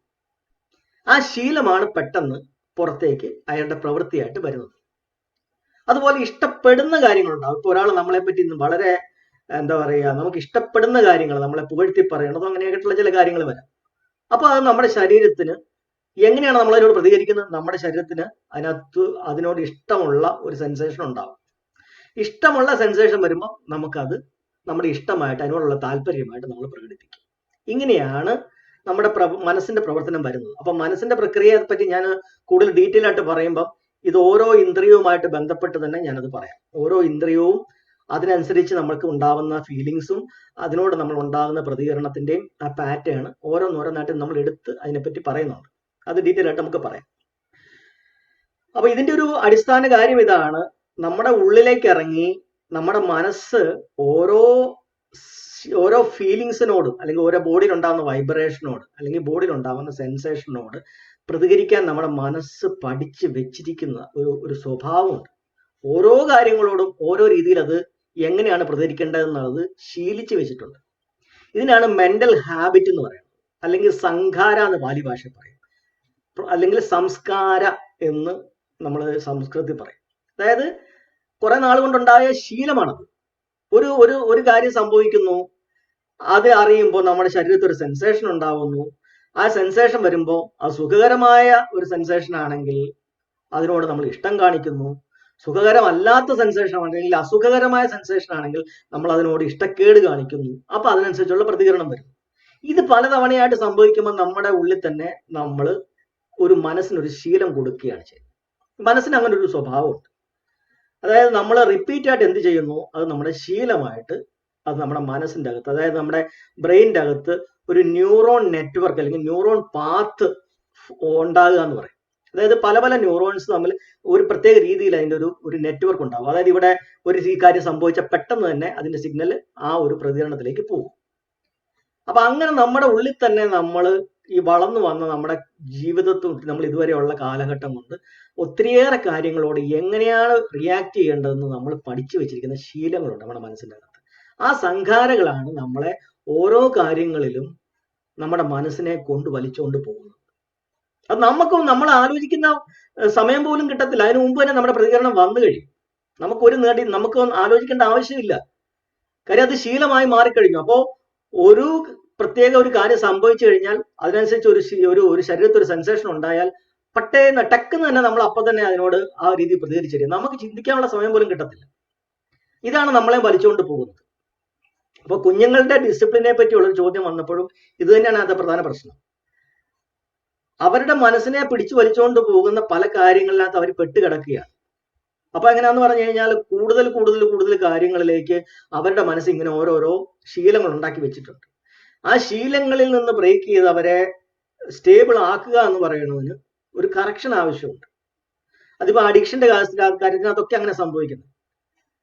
ഇപ്പൊ ഈ അഡിക്ഷൻ സംഭവിക്കുന്നത് എങ്ങനെയാണ്? ഇപ്പൊ ഉദാഹരണത്തിന് മദ്യം കഴിക്കുന്ന ഒരാളാണെങ്കിൽ അയാൾ എങ്ങനെയാണ് അത് തുടങ്ങുന്നത്? വളരെ ചെറിയ ഒരു മദ്യത്തിന്റെ അളവിലാണ് ആദ്യം തുടങ്ങുന്നത്. അപ്പൊ അത് കഴിക്കുന്നു, അതിന്റെ ടേസ്റ്റും അത് ശേഷം ശരീരത്തിൽ കിട്ടുന്ന ഒരു അനുഭൂതിയും അയാൾ ഇഷ്ടപ്പെടുന്നു. ആ ഇഷ്ടപ്പെട്ട് കഴിയുമ്പോൾ ആ വസ്തുവിനോട്, ആ സംഗതിയോട് അയാൾ താല്പര്യം കാണിക്കുന്നു. അപ്പം അയാളുടെ മനസ്സ് ഇഷ്ടപ്പെട്ടത് ഈ ഫീലിങ്ങിനോടാണ്. ഫീലിംഗ് ഒന്നും തന്നില്ലെങ്കിൽ അയാൾക്ക് ആ സാധനത്തിനോട് ഒരു ഇഷ്ടം തോന്നൂല. അപ്പൊ അയാൾക്ക് എന്തോ സുഖകരമായ ഒരു ഫീലിംഗ് മനസ്സിൽ ശരീരത്തിൽ കിട്ടിയത് കൊണ്ടാണ് അയാൾക്ക് ആ വസ്തുവിനോട് താല്പര്യം തോന്നുന്നത്. അതിനുശേഷം ആ സാധനം തന്നെ രണ്ടാമത് കഴിച്ച് അതേ സാധനം കുറച്ച് ദിവസം റിപ്പീറ്റ് അത് കഴിച്ചു കഴിയുമ്പോൾ, ആദ്യം കഴിച്ച സാധനം തന്നെ റിപ്പീറ്റ് ആയി കഴിച്ചു കഴിയുമ്പം അയാൾക്ക് അതിനോടുള്ള ഒരു താല്പര്യം നഷ്ടപ്പെടുന്നു. എന്താ? ആ ഫീലിങ്സ് ആദ്യം കിട്ടിയത് അത് പിന്നീട് കിട്ടുന്നില്ല. അപ്പൊ അതേ ഫീലിംഗ് കിട്ടാൻ വേണ്ടി അയാൾ അടുത്ത ഡോസിലുള്ള സാധനം എടുക്കുന്നു. ആ അടുത്ത ഡോസിലുള്ള സാധനം എടുത്തു കഴിയുമ്പോഴത്തേക്ക് ആദ്യത്തെ ആ ഒരു ഫീലിംഗ് കിട്ടി. അപ്പൊ എനിക്ക് എൻ്റെ ആ ഒരു സുഖം എനിക്ക് കിട്ടിയെന്ന് തോന്നുന്നു. അങ്ങനെ അത് കുറച്ച് ദിവസം എടുത്തു കഴിയുമ്പോഴത്തേക്ക് പിന്നെ അതിനോടും അത് ആദ്യം തരുന്ന ആ ഫീലിങ്സ് കിട്ടാതാവും. അപ്പൊ കുറച്ചുകൂടെ ഡിഗ്രി കൂടിയ സാധനം എടുക്കുന്നു. അങ്ങനെയാണ്. അപ്പൊ ശരിക്കും പറഞ്ഞാൽ ആ ഫീലിങ്ങിനോടാണ് അയാള് ഈ താല്പര്യം കാണിക്കുന്നത്. അയാള് വിചാരിക്കുന്നത് പക്ഷെ ആ വസ്തുവിനോടോ അല്ലെങ്കിൽ മദ്യത്തോടോ അല്ലെങ്കിൽ മറ്റെന്തെങ്കിലും സാധനത്തോടാണെന്നാണ് അയാൾ ധരിക്കുന്നത്. എങ്കിലും അയാളുടെ ശരീരത്തിൽ ഉണ്ടാക്കുന്ന ഫീലിങ്സിനെയാണ് അയാള് ഓരോ തവണയും കിട്ടാൻ വേണ്ടിയിട്ട് ആഗ്രഹിക്കുന്നത്. അതിപ്പം ഭക്ഷണം കഴിക്കുന്ന കാര്യത്തിലായാലും മറ്റെന്ത് സന്തോഷത്തിന്റെ കാര്യത്തിലായാലും ഇതാണ് അവിടെ സംഭവിക്കുന്നത്. അത് മനസ്സിന്റെ ഒരു പ്രവർത്തനത്തെ പറ്റി നമ്മൾ പഠിക്കുമ്പം അത് കൃത്യമായിട്ട് നമുക്ക് മനസ്സിലാവും. അപ്പൊ നമ്മള് ഈ രണ്ടാമത്തെ ഭാഗം, അതായത് അഷ്ടാംഗമാർഗത്തിലെ ശീലങ്ങൾ കഴിഞ്ഞിട്ട് അടുത്ത ഘട്ടമാണ് ഈ സമാധി എന്ന് പറയുന്നത്. സമാധി എന്ന് പറഞ്ഞാൽ മനസ്സിനെ സമമാക്കി എടുക്കുക, മനസ്സിനെ ഒന്ന് നിയന്ത്രണത്തിലാക്കി എടുക്കുക. അതിനകത്ത് നമ്മൾ ആദ്യം പറഞ്ഞത് ഇതുപോലെ ശരിയായ എഫേർട്ട് എടുക്കണം, അല്ലെങ്കിൽ ശരിയായ എന്താ പറയുക, നമ്മൾ പരിശ്രമം നമ്മൾ ചെയ്യണം. അതായത് ഈ 5 കാര്യങ്ങൾ നമ്മളെ കൊണ്ട് മനസ്സിനെ വലിച്ചുകൊണ്ട് പോകാൻ സാധ്യതയുണ്ട്. അപ്പോൾ മനസ്സിനെ നമ്മൾ പിന്നെയും ഇതിലേക്ക് തന്നെ തിരിച്ചു കൊണ്ടുവരണം. അതിന് നമ്മുടെ ശ്രമം ആവശ്യമുണ്ട്. അപ്പൊ നമ്മൾ ഇറിറ്റേറ്റ് ആവുകയോ നമ്മൾ അത് വേണ്ടാന്ന് വെച്ച് ഉപേക്ഷിച്ചിട്ട് പോവുകയോ ചെയ്തു കഴിഞ്ഞാൽ പിന്നെയും നമുക്ക് ആ ഒരു നിരീക്ഷിക്കാനുള്ള ചാൻസ് ആണ് അവിടെ ഇല്ലാതായി പോകുന്നത്. അപ്പോ നമ്മൾ ഇപ്പൊ ദേഷ്യപ്പെട്ട അല്ലെങ്കിൽ ഇറിറ്റേഷൻ, എന്നെ കൊണ്ട് കോൺസെൻട്രേറ്റ് ചെയ്യാൻ പറ്റുന്നില്ലല്ലോ എന്ന് പറയുമ്പോൾ പിന്നെയും കോൺഷ്യസ് മൈൻഡ് വർക്ക് ചെയ്യുക. അപ്പോഴും നമുക്ക് സബ് കോൺഷ്യസിലേക്ക് പോകാൻ പറ്റത്തില്ല. അപ്പം സബ് കോൺഷ്യസിലേക്ക് പോയാൽ മാത്രമേ നമുക്ക് ഈ കറക്ഷൻ നടത്താൻ പറ്റുള്ളൂ. അപ്പൊ അതിനുവേണ്ടി നമ്മൾ ശ്രമിച്ച് നമ്മളെ ഈ ഞാൻ നേരത്തെ പറഞ്ഞ പോലെ ഒരു കാട്ടുകുതിരയെ മെരുക്കുന്നത് പോലെ നമ്മൾ പതുക്കെ ഇതിനെ എവിടെയൊക്കെ ഡ്രിഫ്റ്റ് ചെയ്ത് പോയാലും, ഉറങ്ങിപ്പോയാലും തിരിച്ചു കൊണ്ടുവരണം. ഡൗട്ട് വന്നാലും അത് തളഞ്ഞ് പിന്നെ തിരിച്ചു കൊണ്ടുവരണം. ഇഷ്ടക്കേട് വന്നാലും തിരിച്ചു കൊണ്ടുവരണം. വേറെ ചിന്തയിലേക്ക് പോയാലും തിരിച്ചു കൊണ്ടുവരണം. എന്തിനോടെങ്കിലും താല്പര്യം തോന്നിയാലും തിരിച്ചു കൊണ്ടുവരണം. നമ്മൾ ഇങ്ങനെ കൊണ്ടുവന്ന് കഴിയുമ്പോഴാണ് ഈ പറയുന്ന കോൺഷ്യസ് ആക്ടിവിറ്റികൾ കുറഞ്ഞ് നമ്മുടെ പതുക്കെ മനസ്സ് ഷാർപ്പായി തുടങ്ങും. അപ്പോ നമ്മള് അങ്ങനെ ഷാർപ്പായ മനസ്സ് വന്നു കഴിയുമ്പോഴത്തേക്ക് ഒരു ഘട്ടം എത്തുമ്പോൾ ആദ്യം ഇവിടെ നന്നായിട്ട് ഈ സെൻസേഷൻസ് തെളിഞ്ഞു വരും. കാര്യം സബ് കോൺഷ്യസ് മൈൻഡിനകത്ത് ഇറങ്ങുമ്പോൾ സെൻസേഷൻസ് നമുക്ക് കൂടുതൽ തെളിഞ്ഞ് കിട്ടും. സെൻസേഷൻസ് എപ്പോഴും ശരീരത്തുണ്ട്, പക്ഷെ നമ്മുടെ അറ്റൻഷൻ എപ്പോഴും പുറത്തേക്ക് ആയതുകൊണ്ട് നമ്മൾ ഇതിനെപ്പറ്റി ശ്രദ്ധിക്കാത്തതാണ്. ഇപ്പോഴെന്താ സംഭവിക്കുന്നത്? ഈ പറയുന്ന ആക്ടിവിറ്റികളെല്ലാം കുറച്ചു. അപ്പോ ഈ കാര്യങ്ങൾക്ക് കൂടുതൽ തെളിമ വരും. കൂടുതലായിട്ട് നമുക്ക് അതിനെ വ്യക്തമായി നമ്മളിലേക്ക് അനുഭവിക്കാൻ പറ്റും. അപ്പൊ ശരീരത്തിലുണ്ടാവുന്ന ചെറിയ ചെറിയ ചെറിയ ചെറിയ സെൻസേഷൻസ് എല്ലാം കൂടുതൽ തെളിമയോടെ നമുക്ക് കിട്ടിത്തുടങ്ങും. കാരണം നമുക്ക് മറ്റൊന്നിലേക്കും നമ്മുടെ ശ്രദ്ധയ്ക്ക് ഇപ്പൊ പോകാനില്ല. അപ്പൊ നമുക്ക് ശ്രദ്ധിക്കാനുള്ളത് ഇതാണ്. ആ സെൻസേഷൻ കൂടുതൽ പ്രകടമായിട്ട് തെളിഞ്ഞു വരും, വ്യക്തതയായിട്ട് വരും. അങ്ങനെ അതാദ്യം നമുക്ക് ചെറുതായിട്ട് ഇവിടെയാണല്ലോ നമ്മൾ ആദ്യം അറ്റൻഷൻ നമ്മുടെ ഫോക്കസ് ചെയ്യുന്ന ഇവിടെയാണല്ലോ. അതുകൊണ്ട് ആദ്യം ഈ ഭാഗത്ത് തന്നെയായിരിക്കും കൂടുതലും ഈ പറയുന്ന സെൻസേഷൻസ് തെളിഞ്ഞു വരുന്നത്. അതിനുശേഷം പിന്നെയും നമ്മൾ അതിലേക്ക് തന്നെ നാസികാഗ്രത്തിലേക്ക് തന്നെ ഫോക്കസ് കൂട്ടി കൊണ്ടുവരുമ്പോൾ ശരീരത്തിൽ മൊത്തം എല്ലാ ഭാഗത്തും പെട്ടെന്ന് മൊത്തത്തില് ശരീരം പ്രകമ്പനം കൊള്ളുന്നതായിട്ട് നമുക്ക് ഫീൽ ചെയ്യും. പല രീതിയിലുള്ള വൈബ്രേഷനാണ്, ഒരേ തരത്തിലുള്ള വൈബ്രേഷൻ ആയിരിക്കത്തില്ല, പല സെൻസേഷൻസ്. അപ്പൊ ചിലയിടത്ത് തരിപ്പായിരിക്കും, ചിലയിടത്ത് മരവിപ്പായിരിക്കും, ചിലയിടത്ത് എന്താ പറയുക ചൂടായിരിക്കും, ചിലയിടത്ത് വേർക്കലായിരിക്കും, ചിലയിടത്ത് ചൊറിച്ചിലായിരിക്കും. അങ്ങനെ പല സാധനങ്ങൾ നമ്മുടെ ശരീരത്തെ മൊത്തത്തിൽ പല സ്ഥലങ്ങളിൽ പല രീതിയിലുള്ള പ്രവർത്തനങ്ങൾ നടക്കുന്നതായിട്ട് നമുക്ക് മനസ്സിലാവും. ശരീരം മൊത്തത്തിൽ തന്നെ വൈബ്രേഷൻ, ഇതെല്ലാം ഓരോ തരത്തിലുള്ള വൈബ്രേഷൻസ് ആണ്. കാരണം ഇതെല്ലാം നമ്മുടെ ആറ്റങ്ങൾ കൊണ്ടാണല്ലോ ഉണ്ടാക്കുന്നത്. അപ്പൊ ഈ ആറ്റങ്ങൾ എല്ലായിടത്തും പല കണികകളും പല രീതിയിൽ വൈബ്രേറ്റ് ചെയ്യുമ്പോഴാണ് ഈ പല അനുഭൂതികൾ നമുക്ക് ഉണ്ടാവും. അപ്പൊ ഇതെല്ലാം കൂടെ ശരീരത്തിൽ നമുക്ക് കൂടുതൽ പ്രകടമായിട്ട് വരുന്ന ആ ഒരു സമയത്ത് ശരീരം മൊത്തത്തിൽ തന്നെ പ്രകമ്പനം ചെയ്യുന്ന ഒരു അവസ്ഥ നമുക്ക് ഫീൽ ചെയ്യും. ഇതെല്ലാം നമ്മൾ ചെയ്യുമ്പോൾ നമുക്ക് മനസ്സിലാവും. അത് ഓരോ അത് എല്ലാവർക്കും കിട്ടുന്ന, ഇതല്ലാതെ പ്രത്യേകിച്ച് ഏതെങ്കിലും പ്രത്യേകമായ കഴിവുകളുള്ള ദിവ്യന്മാർക്ക് കിട്ടുന്നതല്ല, എല്ലാവർക്കും ഉള്ള ബയോളജിക്കൽ ആയിട്ടുള്ള കാര്യങ്ങൾ തന്നെയാണ്. അങ്ങനെ നമ്മൾ മുമ്പോട്ടേക്ക് പ്രൊസീഡ് ചെയ്യുമ്പോഴാണ് നമ്മൾ പറയുന്നത്, ഇതൊരു ആവശ്യത്തിനുള്ള, അതായത് നമ്മുടെ ശരീരത്തിലുള്ള എല്ലാ സെൻസേഷൻസ്, പെരുവിരൽ മുതൽ തല വരെയുള്ള എല്ലാ സ്ഥലത്തുമുള്ള സെൻസേഷനെ അറിയാനും മാത്രമുള്ള ഒരു ഫോക്കസ് എനിക്ക് കിട്ടി, അല്ലെങ്കിൽ അതിന് മാത്രമുള്ള ഒരു സമമായ അവസ്ഥ, കോൺസെൻട്രേഷൻ, അല്ലെങ്കിൽ അതിന്റെ ഒരു ഫോക്കസ് എനിക്ക് കിട്ടി എന്ന് നമ്മൾ പറയുമ്പോഴാണ് ഉപകാര സമാധി എന്ന് പറയുന്ന വാക്ക് പറയുന്നത്. ഉപകാര സമാധി, അതായത് ആവശ്യത്തിനുള്ള അഡിക്വേറ്റ് ആയിട്ടുള്ള നെസസറി ആയിട്ടുള്ള ഒരു ഫോക്കസ്, കോൺസെൻട്രേഷൻ എനിക്ക് കിട്ടി എന്നുള്ള പറയാം. അതാണ് നമുക്ക് പിന്നീട് നമ്മുടെ ഒബ്സർവേഷനിലേക്ക് എത്താനുള്ള ഒരു എന്താ പറയുക, ഒരു ഇൻഡിക്കേഷനാണ്, ഒരു മൈൽ സ്റ്റോൺ ആണ്, ഒരു മൈൽക്കുറ്റിയാണ്. ഓക്കെ, ഇവിടെ വരെ ഞാൻ എത്തി, ഇനി നമുക്ക് ഒബ്സർവ് ചെയ്ത് തുടങ്ങാം എന്ന് പറയുന്നത്. അപ്പം ആദ്യമേ കൂടുതൽ വരുന്നത് ഈ മൂക്കിന്റെ ഇവിടെ കഴിഞ്ഞു കഴിഞ്ഞാൽ പിന്നെ നമുക്ക് പെട്ടെന്ന് ശ്രദ്ധിച്ചാൽ മനസ്സിലാവും നമ്മുടെ ഈ എക്സ്ട്രീമിറ്റീസ് എന്ന് പറയുന്നത്, അതായത് കൈവെള്ള, കാൽവെള്ള. കൈയുടെ രണ്ട് അകത്തെ വെള്ളകളും കാലിന്റെ വെള്ളകളുമാണ് ഏറ്റവും കൂടുതൽ ആദ്യമേ നമുക്ക് ഈ സെൻസേഷൻസ് കൂടുതലായിട്ട് ഫീൽ ചെയ്യുന്നത്. ആ സ്ഥലത്ത് നമുക്ക് ആദ്യമേ ഏറ്റവും പ്രകടമായിട്ട് കിട്ടും. അപ്പൊ നമുക്ക് ശരീരത്തിലേക്ക് നോക്കുമ്പോൾ ബാക്കി ശരീരത്തെ എല്ലാ ഭാഗത്തും വരുന്നുണ്ട്. അപ്പൊ നമുക്ക് നമ്മുടെ അറ്റൻഷൻ ശരീരത്തിലെ സെൻസേഷനിലേക്ക് നമുക്ക് മാറ്റാനുള്ള സമയമായി. അങ്ങനെ വരുമ്പോൾ നമുക്ക് ഒരു 4 കാര്യങ്ങളെ നമുക്ക് ശ്രദ്ധിക്കാനുണ്ട്. 4 കാര്യങ്ങൾ ഏതൊക്കെയാന്ന് പറഞ്ഞാൽ ആദ്യം നമ്മൾ പറഞ്ഞിട്ടുണ്ട്, ഞാൻ നേരത്തെ ക്ലാസ്സിൽ വളരെ പെട്ടെന്നൊന്നും ഞാൻ ഇതിനെപ്പറ്റി പരാമർശിച്ചിട്ടുണ്ട്. ശ്വാസം നമ്മൾ എന്തായാലും ശ്രദ്ധിക്കുന്നുണ്ട്. ശ്വാസത്തിന്റെ ഈ വേരിയേഷൻസ്, അതായത് അതിനകത്ത് ഉണ്ടാകുന്ന മാറ്റങ്ങൾ വരുന്നുണ്ട്. ചിന്തകൾ മാറി മാറി വരുന്നുണ്ട്. ഇത് നമ്മൾ ശ്വാസം തുടങ്ങുമ്പോൾ തന്നെ നമുക്ക് മനസ്സിലാവും നമ്മുടെ ചിന്തകൾ കിടന്ന് കറങ്ങുന്നുണ്ട്. അതിനുശേഷം നമ്മുടെ ശരീരത്തിൽ സെൻസേഷൻസ് എല്ലാം വരുന്നുണ്ട്. ഈ സെൻസേഷൻ വരുന്നതിന്റെ പുറകെ തന്നെ നമ്മുടെ മനസ്സിന്റെ ഈ സ്വഭാവങ്ങൾ, ഞാൻ നേരത്തെ പറഞ്ഞ പോലെ ശീലങ്ങൾ പ്രകടമായി വരും. അതായത് ചില സെൻസേഷൻ വരുമ്പോൾ അതിനോട് പെട്ടെന്ന് ഇഷ്ടം കാണിക്കുന്ന മനസ്സിന്റെ ഒരു ചാട്ടം അത് നമുക്ക് കാണാൻ പറ്റും. ചിലതിനോട് ഇഷ്ടക്കേട് കാണിക്കുന്ന ഒരു ചാട്ടം നമുക്ക് കാണാൻ പറ്റും. അപ്പൊ ഇങ്ങനെ മനസ്സിന്റെ കുതിപ്പ്, അതായത് ചിലതിനോട് ഇഷ്ടം, ചിലതിനോട് ഇഷ്ടക്കേട്, ഇതിങ്ങനെ കാണിക്കുന്ന. അപ്പൊ ഓരോ സെൻസേഷനെ നമ്മൾ നോക്കുമ്പോൾ ആ സെൻസേഷനോടൊക്കെ മനസ്സിന്റെ പ്രതികരണം നമുക്ക് കാണാൻ പറ്റും. അപ്പൊ ഇങ്ങനെ ഈ 4 കാര്യങ്ങൾ, ശ്വാസം, ചിന്ത, ശരീരത്തുണ്ടാവുന്ന സെൻസേഷൻസ് അല്ലെങ്കിൽ സംവേദനകൾ അല്ലെങ്കിൽ വൈബ്രേഷൻസ്, അല്ലെങ്കിൽ അനുഭൂതികൾ, അതിനോട് മനസ്സ് കാണിക്കുന്ന പ്രതികരണം, 4 കാര്യങ്ങൾ. അങ്ങനെ ഈ 4 കാര്യങ്ങളെയാണ് നമ്മൾ സതിപത്ഥാനാസ് എന്ന് പറയുന്നത്. അതായത് ശ്രദ്ധ പ്രസ്ഥാനങ്ങൾ, അല്ലെങ്കിൽ പാലിയിലാണെങ്കിൽ സതിപത്ഥാനകൾ. സതിപത്ഥാന, പത്ഥാനം പറഞ്ഞാൽ പ്രസ്ഥാനങ്ങൾ, സ്ഥാനങ്ങൾ, ശ്രദ്ധ പതിപ്പിക്കേണ്ടുന്ന പ്രസ്ഥാനങ്ങൾ അല്ലെങ്കിൽ സ്ഥാനങ്ങൾ. അപ്പൊ ആ 4 കാര്യങ്ങളെ നമ്മളിങ്ങനെ കണ്ടിന്യൂസ് ആയിട്ട് നമ്മൾ വാച്ച് ചെയ്യുമ്പോഴത്തേക്കാണ് നമുക്കൊരു കാര്യം മനസ്സിലാവുന്നത്, ചിന്തകള് പഴയത് പലതും പൊങ്ങി വരുന്നുണ്ട്, പഴയ പല ഓർമ്മകൾ വരുന്നുണ്ട്.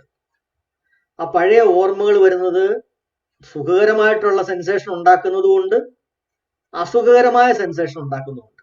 ചില ഷോക്കിംഗ് ആയിട്ടുള്ള സെൻസേഷൻസ് വരുന്നതുണ്ട്, ചിലത് വളരെ ഇഷ്ടപ്പെടാത്ത ചില സെൻസേഷനുകൾ വരുന്നതുകളുണ്ട്, ചിലത് ഭയങ്കരമായ സന്തോഷം ഉണ്ടാക്കിയ ചില ഓർമ്മകൾ വരുന്നതുണ്ട്. അപ്പൊ ഇതൊക്കെ വരുമ്പോൾ ശരീരത്തിൽ സെൻസേഷൻസ് പലതും പല സ്ഥലത്തും മാറി മാറി വരുന്നുമുണ്ട്. അപ്പൊ അത് വരുന്ന മൊമെന്റിലാണ് നമ്മുടെ പ്രതികരണവും മനസ്സിന്റെ ഈ ഇഷ്ടമോ ഇഷ്ടക്കേടോ കാണിക്കുന്ന ചാട്ടങ്ങൾ നടക്കുന്നത്. ഇതാണ് മനസ്സിന്റെ പ്രവർത്തനം നമ്മൾ പറയുന്നത്. അപ്പൊ മനസ്സെന്ന് പറയുന്നത്, നമ്മൾ മനസ്സിനകത്ത് ചിന്തകൾ വന്നു കഴിഞ്ഞാലും ശരീരത്ത് ഫീലിംഗ് കൂടെ വരുമ്പോഴാണ് അത് പൂർണ്ണമായ ഒരു മൂഡായി മാറുന്നത്. മൂഡിനകത്ത് 2 കാര്യങ്ങളുണ്ട്. ഒന്നൊരു ചിന്തയുമുണ്ട്, ശരീരത്തുണ്ടാവുന്ന ഫീലിങ്ങുകളും ഉണ്ട്.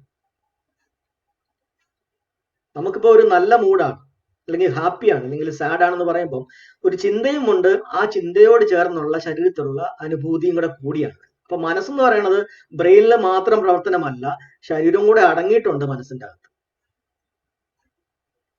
തന്നെയല്ല, മനസ്സെന്ന് പറയുന്ന ഒരു വസ്തുവല്ല. ഇതൊക്കെയാണ് നമ്മുടെ ആൾക്കാരുടെ പലരും അറിയാൻ ആഗ്രഹിക്കുന്ന ചില ഉത്തരം കിട്ടാത്ത ചില ചോദ്യങ്ങൾ. ഇതൊക്കെയാണ്, എന്താണ് മനസ്സ്?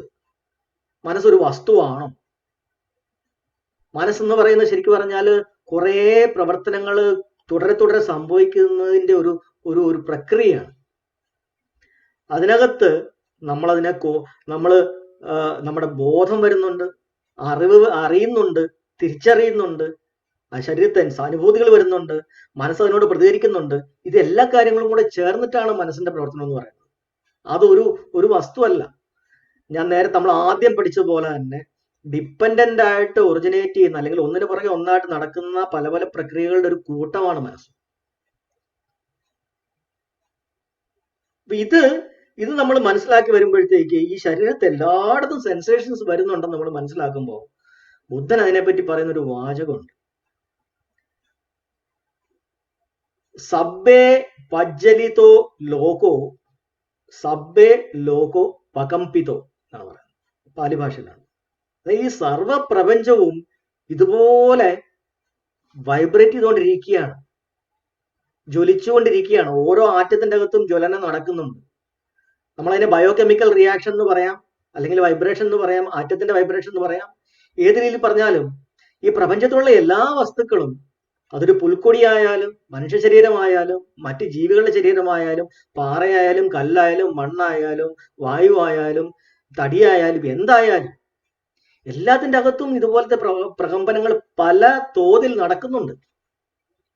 മൊത്തം പ്രപഞ്ചവും വൈബ്രേറ്റ് ചെയ്യുന്നുണ്ട്. മൊത്തം പ്രപഞ്ചത്തിലെയും അവസാനത്തെ ഞാൻ പറഞ്ഞ പോലെ അട്ടകലാപങ്ങൾ അല്ലെങ്കിൽ ആറ്റങ്ങൾ അത് ജ്വലിക്കുന്നുണ്ട്, പല രീതിയിൽ അതിന്റെ വൈബ്രേഷൻ നടക്കുന്നുണ്ട്. അതുകൊണ്ടാണ് എൻ്റെ ശരീരത്ത് ഓരോ ചിന്തയ്ക്കനുസരിച്ച് ഓരോ പ്രകമ്പനങ്ങൾ മാറി മാറി വരുന്നത്. ശരിക്കും പറഞ്ഞാൽ ഒരു ഊർജം കൊടുക്കുമ്പോൾ ആ ഊർജത്തിനനുസരിച്ച് ബാക്കിയുള്ള ആറ്റങ്ങളെല്ലാം പെട്ടെന്നൊന്ന് ഇളകി മറിയുകയാണ് ചെയ്യുന്നത്. നമ്മുടെ ചിന്ത എന്ന് പറയുന്ന ഒരു ഊർജം നമ്മൾ കൊടുക്കുക, എന്തെങ്കിലും ഒരു കാര്യത്തെ പറ്റി നമ്മൾ ചിന്തിക്കുക, ഓർമ്മ വരിക, ആ വരുമ്പോൾ അത് കൊടുക്കുന്ന ഒരു ഊർജമുണ്ട്, ഒരു എനർജി ഉണ്ട്. ആ എനർജിക്ക് അനുസരിച്ച് നമ്മുടെ ശരീരത്തിലുള്ള എല്ലാ അണുക്കളും അതിനനുസരിച്ച് ആ രീതിയിൽ അതിന്റെ വൈബ്രേഷൻസ് കാണിക്കുക പെട്ടെന്ന്. അപ്പൊ അത് കുറച്ച് കഴിയുമ്പോഴത്തേക്ക് ആ ഊർജം തീർന്നു കഴിയുമ്പോൾ അടുത്ത് മാറി കഴിയുമ്പോൾ പിന്നെ അടുത്തൊരു ചിന്ത വരുന്നു, പിന്നെ അടുത്തൊരെണ്ണം വരുന്നു. ഇങ്ങനെ നമ്മുടെ ശരീരത്തിൽ നിരന്തരം എവിടെയൊക്കെ ജീവൻ ബാക്കിയുണ്ടോ, ജീവന്റെ തുടിപ്പ് ബാക്കിയുണ്ടോ, ഡെഡ് ആവാത്ത ഏതൊക്കെ സെല്ലുകളുണ്ടോ അവിടെയൊക്കെ ഈ പ്രവർത്തനം അവിടെ നടക്കുന്നുണ്ട്. അതാണ് സബ്ബേ പജ്ജലിതോ ലോകോ സബ്ബേ ലോകോ പകമ്പിതോ. ഈ പ്രപഞ്ചത്തിലുള്ള എല്ലാം ജ്വലിക്കുന്നുണ്ട്, ഇവിടെയുള്ള എല്ലാം പ്രകമ്പനം ചെയ്യുന്നുണ്ട്. ഈ ലോകം മൊത്തവും പ്രകമ്പനം ചെയ്തുകൊണ്ടിരിക്കുകയാണ്. ഇതൊരു വലിയ തിരിച്ചറിവാണ്. അത് നോക്കുമ്പോഴാണ് മനസ്സിലാവുന്നത് നമ്മുടെ ശരീരത്തിന്റെ അകത്ത് സ്ഥിരമായി ഒന്നും നിൽക്കുന്നില്ല, നമ്മളും മാറിക്കൊണ്ടിരിക്കുകയാണ്. ഈ പറയുന്ന എല്ലാ കണങ്ങളും കോശങ്ങളും മാറിക്കൊണ്ടിരിക്കുന്നുണ്ട് ഓരോ മൊമെന്റിൽ. അപ്പൊ അതുപോലെ തന്നെ അദ്ദേഹം പറയുന്നത് നമ്മുടെ മനസ്സിന്റെ അടിത്തട്ടിൽ നമ്മളെപ്പോഴോ നടന്ന, എപ്പോഴോ അറിഞ്ഞ ചില കാര്യങ്ങൾ, ചില ഓർമ്മകൾ, ചില അനുഭവങ്ങൾ, ആ അനുഭവങ്ങളുമായിട്ട് ബന്ധപ്പെട്ട നമ്മുടെ പ്രതികരിക്കുന്ന ശീലങ്ങൾ, ഇതെല്ലാം നമ്മുടെ മനസ്സിന്റെ അടിയിലേക്ക്, നമ്മൾ പുതിയ പുതിയ കാര്യങ്ങൾ അറിയുമ്പോൾ പഴയത് അകത്ത് അടിയിലേക്ക് പോവുകയാണ്, മെമ്മറിയിലേക്ക് പോവുകയാണ്. ഇതെല്ലാം അനുശയ ക്ലേശങ്ങളാണ് പറയുന്നത്. അനുശയ ക്ലേശങ്ങൾ. ക്ലേശങ്ങൾ എന്ന് പറഞ്ഞാൽ മാലിന്യങ്ങൾ, അല്ലെങ്കിൽ നമുക്ക് കഷ്ടപ്പാട്, ബുദ്ധിമുട്ട് വരുത്തുന്ന പ്രശ്നങ്ങൾ. അനുശയമാണ്, അതായത് സ്ലീപ്പിംഗ് ആണ്, അതായത് സ്ലീപ്പിംഗ് വോൾക്കാനോസ് ആണ്. എന്ന് പറഞ്ഞാൽ ഉറങ്ങിക്കൊണ്ടിരിക്കുന്ന അഗ്നിപർവ്വതങ്ങൾ പോലെ ഓരോന്നോരോന്ന് നമ്മുടെ ഉള്ളിലുണ്ട്. അത് ആ കറക്റ്റ് സംഭവങ്ങളിൽ ട്രിഗർ വരുമ്പോഴാണ് പെട്ടെന്ന് അത് ഉണ്ടാവുന്നത്. നമുക്കിപ്പോ ഉദാഹരണത്തിന് പണ്ട് വെള്ളത്തിൽ എപ്പോഴെങ്കിലും വീണ് കൈയും കാലിട്ട് അടിച്ച് മുങ്ങിപ്പോവാറായി മരണഭയം ഉണ്ടായി പേടിച്ചരണ്ട ഒരാൾ എങ്ങനെ രക്ഷപ്പെടുത്തി കാണും ആൾക്കാർ. പക്ഷെ അയാളുടെ ഉള്ളിൽ ആ പേടി, ആ വെള്ളം കാണുമ്പോൾ വെള്ളത്തിനകത്ത് വീണപ്പോൾ ഉണ്ടായ ഒരു പേടി, ആ ഒരു ഒരു ഒരു ഓർമ്മ, ആ സമയത്ത് ശരീരത്തുണ്ടായ അനുഭൂതി, ആ ശരീരത്തുണ്ടായ പേടിപ്പെടുത്തുന്ന ആ ഫീലിംഗ്, അതിനോട് കാണിച്ച ആ പേടിയുടെ ഒരു റിയാക്ഷൻ അല്ലെങ്കിൽ ഇഷ്ടക്കേടിന്റെ റിയാക്ഷൻ, ഇത് അയാളുടെ ഉള്ളിൽ എപ്പോഴോ ഉണ്ട്. അയാൾ പല പല കാര്യങ്ങൾ വന്നത് മറന്നുപോയി, പിന്നെ പല ജീവിതത്തിൽ കുറച്ച് കാര്യങ്ങളെല്ലാം വന്നു. പിന്നീട് എപ്പോഴെങ്കിലും അതുപോലൊരു വെള്ളത്തിന്റെ അവസ്ഥയിലേക്ക് എത്തുമ്പോൾ അയാൾക്ക് പെട്ടെന്ന് പേടിയാവും. കാര്യം എന്ന് പറഞ്ഞാൽ അയാളുടെ ഉള്ളില് ഈ പറയുന്ന സാധനങ്ങൾ അനുശയമായി കിടപ്പുണ്ട്, അനുശയ ക്ലേശമായി കിടപ്പുണ്ട്. ഈ അനുശയമായി കിടക്കുന്ന ക്ലേശങ്ങൾ ഒരു ട്രിഗർ വരുമ്പോൾ, അല്ലെങ്കിൽ ഒരു കാര്യം പെട്ടെന്ന് അതിനെ സ്റ്റിമുലേറ്റ് ചെയ്യുമ്പോഴാണ് അത് പൊങ്ങി വരുന്നത്. അപ്പൊ ഇത് നമ്മളുടെ ഓരോരുത്തരും, നമ്മൾ ഓരോ കാര്യങ്ങളോടും ഇതുപോലെ ഒത്തിരിയേറെ ശീലങ്ങൾ മനസ്സിലുണ്ടാക്കി വെച്ചിട്ടുണ്ട്. അപ്പം നടന്നുകൊണ്ടിരിക്കുന്ന പല കാര്യങ്ങളും, നമ്മുടെ നിത്യജീവിതത്തിൽ നടക്കുന്ന പല കാര്യങ്ങളും ഇതിന് സമാനമായ ഓരോരോ ട്രിഗറുകൾ ഉണ്ടാക്കുമ്പോൾ, ഓരോ രീതിയിലെ ട്രിഗറുകൾ ഉണ്ടാക്കുമ്പോൾ നമ്മൾ ഇങ്ങനെ പ്രതികരിച്ചുകൊണ്ടിരിക്കും. കാര്യം നമ്മൾ ഇങ്ങനെ ശീലിച്ച് പഠിച്ചു വെച്ചിട്ടുണ്ട്. ഇങ്ങനെയാണ് ഒരാളുടെ സ്വഭാവം രൂപപ്പെടുന്നത്. ഒരു വ്യക്തി എന്ന് പറയുന്നത് ഇയാളുടെ മനസ്സിന്റെ ഈ പറയുന്ന ശീലങ്ങളുടെ ഒരു ആകത്തുകയാണ്. അപ്പൊ അയാൾ ഇഷ്ടപ്പെടുക, അയാൾ എക്സൈറ്റഡ് ആവുന്നത്, അയാൾ ഇഷ്ടങ്ങൾ കാണിക്കുന്നത്, അയാൾ ദുഃഖിതനാവുന്നത്, അയാൾ ഡിപ്രഷൻ ആവുന്നത്, ടെൻസ് ആവുന്നത്, സ്ട്രെസ്ഡ് ആവുന്നത്, ഇതെല്ലാം ഇതുപോലത്തെ ഓരോരോ മാനസിക ശീലങ്ങൾ കൊണ്ടാണ്. അപ്പൊ അത് അയക്ക് പോലും ചിന്തിക്കാൻ ഒരു സമയം കിട്ടുന്നതിന് മുമ്പ് തന്നെ അയാളെ പ്രതികരണത്തിലേക്ക് വന്നു കഴിയും. അയാൾ ചിലപ്പോൾ ദുഃഖിതനാവും, ചിലപ്പോൾ അയാൾ ആംഗ്രി ആവും, ചിലപ്പോൾ ഡിപ്രഷൻ ആവും, ചിലപ്പോൾ ടെൻഷൻ ആവും, ചിലപ്പോൾ ഉത്കണ്ഠാകുലനാവും, ചിലപ്പം എക്സൈറ്റഡ് ആയി ചിരിക്കും, ചിലപ്പോൾ ഭയങ്കരമായിട്ട് ആർത്തട്ടഹസിക്കും. ഇതെല്ലാം ഇയാൾ പോലും അറിയാതെ ഇയാളുടെ മനസ്സിന്റെ ശീലങ്ങളും ഇയാളെ കൊണ്ട് പ്രവർത്തിപ്പിക്കുക ചെയ്യുന്നത്. കാര്യം നമ്മൾ ഇതിനെ മാറ്റാൻ ശ്രമിച്ചിട്ടില്ല. നമ്മളിങ്ങനെ പുതിയ പുതിയ ശീലങ്ങൾ ഉണ്ടാക്കി കൊടുത്തുകൊണ്ടേ ഇരിക്കുകയാണ്. അപ്പൊ ഒന്നിനു പുറകെ ആയിട്ട് ശീലങ്ങൾ നമ്മുടെ ഉള്ളിൽ ഇങ്ങനെ ഡെപ്പോസിറ്റ് ആയി അടിഞ്ഞടിഞ്ഞടിഞ്ഞ് വന്നുകൊണ്ടിരിക്കുകയാണ്. നമ്മൾ ഒരിക്കലും ഉള്ളിലേക്ക് നോക്കിയിട്ടില്ല. നമ്മുടെ മനസ്സിന് ഒരിക്കലും സമാധാനമായിട്ടിരിക്കാൻ പറ്റുന്നില്ല. എപ്പോഴെങ്കിലും മനസ്സൊന്ന് സമാധാനമായിട്ടിരിക്കുമ്പോൾ ഒരു കാര്യം അറിയുന്നു, ഉടനെ പെട്ടെന്ന് മനസ്സിന്റെ സമാധാനം പോകുന്നു. അതിനോട് ഇഷ്ടമോ ഇഷ്ടക്കേടോ കാണിക്കുന്ന രീതിയിൽ മനസ്സ് കുതിക്കുന്നു. മനസ്സ് കുതിക്കുമ്പോൾ മനസ്സിന് സമമായിട്ടിരിക്കുന്ന ആ സമാധാന അവസ്ഥ പോകുന്നു. ഇതാണ് ശരിക്കും പറഞ്ഞാൽ നടക്കണം. ഇത് മനസ്സിലാക്കണമെങ്കിൽ നമ്മുടെ ഉള്ളിലേക്ക് നമ്മൾ ഇറങ്ങി നമ്മൾ മനസ്സിലാക്കും. ഓരോരുത്തരുടെ മനസ്സിന്റെ പ്രവർത്തനങ്ങൾ അവനവൻ നോക്കിയാൽ മാത്രമേ കിട്ടത്തുള്ളൂ, വേറൊരാൾക്ക് നോക്കാൻ പറ്റത്തില്ല. ഇതുകൊണ്ടാണ് പറയണത്, ബുദ്ധൻ പറയണത്, ഞാൻ ഈ ചെയ്യുന്ന കാര്യങ്ങൾ, എന്റെ മനസ്സിനെ ശുദ്ധീകരിക്കുന്ന പ്രവൃത്തി, അത് എനിക്കേ ചെയ്യാൻ പറ്റുള്ളൂ. നിങ്ങളുടെ മനസ്സിനെ ഓരോരുത്തരും ശുദ്ധീകരിക്കുന്നതിന്റെ പ്രവൃത്തി എങ്ങനെ ചെയ്യണമെന്ന് ഞാൻ പഠിപ്പിച്ചു തരാം, പക്ഷെ ആ ശുദ്ധീകരണം നിങ്ങൾക്കേ ചെയ്യാൻ പറ്റുള്ളൂ. കാര്യം ഒരാളുടെ മനസ്സിനകത്തോട്ട് വേറൊരാൾക്ക് വന്ന് കയറി നോക്കാൻ പറ്റത്തില്ല. അയാളുടെ ശരീരത്തിൽ ഉണ്ടാവുന്ന സെൻസേഷൻ, ഇപ്പൊ എന്റെ ശരീരത്തിൽ ഉണ്ടാവുന്ന സെൻസേഷൻ എന്താണെന്ന് നിങ്ങൾക്ക് മനസ്സിലാവില്ല, നിങ്ങളുടെ ശരീരത്തിൽ ഉണ്ടാവുന്ന സെൻസേഷൻ എന്താണെന്ന് എനിക്ക് മനസ്സിലാവില്ല. അപ്പൊ ഓരോ സെൻസേഷൻ അനുസരിച്ച് അവരവരുടെ മനസ്സ് എങ്ങനെയാണ് പ്രവർത്തിക്കുന്നത്, എങ്ങനെയാണ് പ്രതികരിക്കുന്നത് എന്ന് അവരവർക്ക് മാത്രമേ അറിയാവൂ. ഇവിടെ നമ്മൾ മനസ്സിലാക്കേണ്ട ഒരു പ്രധാനപ്പെട്ട പോയിന്റ് ഉണ്ട്, വളരെ പ്രധാനപ്പെട്ട ഒരു പോയിന്റ് ഉണ്ട്. ലോകത്തുള്ള എല്ലാ ആൾക്കാരും മനസ്സിന്റെ അസ്വസ്ഥതയുമായി ബന്ധപ്പെട്ട് അതിനെ എങ്ങനെ പരിഹരിക്കണമെന്നറിയാൻ വേണ്ടി പല രീതിയിലുള്ള നിഗമനങ്ങളിൽ എത്തിയിട്ടുണ്ട്. അവരുടേതായ രീതിയിൽ ഓരോരോ ഉപായങ്ങൾ കണ്ടെത്താൻ ശ്രമിച്ചിട്ടുണ്ട്. ചിലർ ശ്വാസം പിടിച്ചു നിർത്തി, അതായത് ശ്വാസം നമുക്ക് അസ്വസ്ഥത വരുമ്പോൾ ശ്വാസം വികലമാകുമല്ലോ, അതുകൊണ്ട് ശ്വാസത്തെ പിടിച്ചു നിർത്തി ശ്വാസത്തെ മെയിൻറ്റെയിൻ ചെയ്താൽ മനസ്സിനെ ശരിയാക്കാൻ പറ്റുമെന്ന് വിശ്വസിക്കുന്ന ഒരു കൂട്ടരുണ്ട്. മനസ്സിന്റെ ശീലങ്ങൾ മാറ്റുന്നില്ല, ശ്വാസത്തിനെ തിരിച്ച് നേരെയാക്കിയാൽ മനസ്സിനെ കുറച്ച് നേരത്തേക്ക് പിടിച്ചു നിർത്താം. അതുകൊണ്ടാണ് ചിലർ നമ്മളോട് പറയുന്നത് ഡീപ്പ് ബ്രീത്ത് എടുക്കാൻ പറയും, 2-3 പ്രാവശ്യം ഡീപ്പ് ബ്രീത്ത് ഒക്കെ എടുക്കാൻ പറയും. ശരിയാണ്, ബ്രീത്ത് എടുക്കുമ്പോൾ കുറച്ചു നേരത്തേക്ക് ആ ശ്വാസം ഒന്ന് മാറും, പക്ഷെ മനസ്സിന്റെ ശീലങ്ങൾ മാറിയിട്ടില്ല. അല്ലെങ്കിൽ ചിന്തകൾ മാറ്റാൻ പറയും, അല്ലെങ്കിൽ ബോഡിയിലെ എക്സർസൈസും മറ്റു കാര്യങ്ങളും എക്സർസൈസ് കൂടുതലായിട്ട് ചെയ്യാൻ പറയും. ഇതൊക്കെ വേണ്ടെന്നല്ല, അതൊക്കെ ചെയ്യുമ്പോൾ അതിൻ്റെതായ ചില ഗുണങ്ങളുണ്ട്. പക്ഷെ അടിസ്ഥാന പ്രശ്നം എന്ന് പറയുന്നത് മൈൻഡിന്റെ ഹാബിറ്റുകളെ മാറ്റിയെടുക്കുക ഉള്ളതാണ്. അതിലേക്ക് നമ്മൾ എത്തുമ്പോൾ എങ്ങനെയാണ് ആ ഹാബിറ്റുകൾ ഫോം ചെയ്യുന്നത്, ആ മെന്റൽ ഹാബിറ്റ് ഉണ്ടാവുന്നത് എന്നത് കൃത്യമായിട്ട് നമ്മൾ പഠിക്കുക തന്നെ വേണം. ബുദ്ധൻ അത് പഠിച്ചു. അദ്ദേഹം എന്താണ് മറ്റുള്ളവർക്ക് ആർക്കും മനസ്സിലാകാത്ത ഒരു കാര്യം അദ്ദേഹത്തിന് മനസ്സിലായി. അതാണ് അദ്ദേഹത്തിന്റെ ഈ പഠനത്തിന്റെ പ്രത്യേകത, മറ്റുള്ളവരിൽ നിന്ന് വേറിട്ട് നിൽക്കുന്ന ഒരു പ്രത്യേകത. അതായത് നമ്മൾ ഏതെങ്കിലും ഒന്നിനോട്, അത് വസ്തുക്കളാവാം, വ്യക്തികളാവാം, സ്ഥലങ്ങളാവാം, സാഹചര്യങ്ങളാവാം, സന്ദർഭങ്ങളാവാം, ചിന്തകളാവാം, എന്തിനോടും ഇഷ്ടമോ ഇഷ്ടക്കേടോ കാണിക്കുന്ന രീതിയിൽ നമ്മൾ പെരുമാറുന്നുണ്ടെങ്കിൽ നമ്മുടെ മനസ്സിന്റെ ശാന്തത പോകും. സമമായ ശാന്തമായിട്ടിരിക്കുന്ന ഒരു മനസ്സ് എന്തിനോട് ഇഷ്ടം കാണിക്കുമ്പോഴോ ഇഷ്ടക്കേട് കാണിക്കുമ്പോഴോ അതിന്റെ സമമായ ശാന്തമായ അവസ്ഥ നഷ്ടപ്പെടും. പക്ഷെ എന്തിനോടാണ് ശരിക്കും പറഞ്ഞാൽ നമ്മൾ ഇഷ്ടമോ ഇഷ്ടക്കേടോ കാണിക്കുന്നത്, അവിടെയാണ് ആ പോയിന്റ്.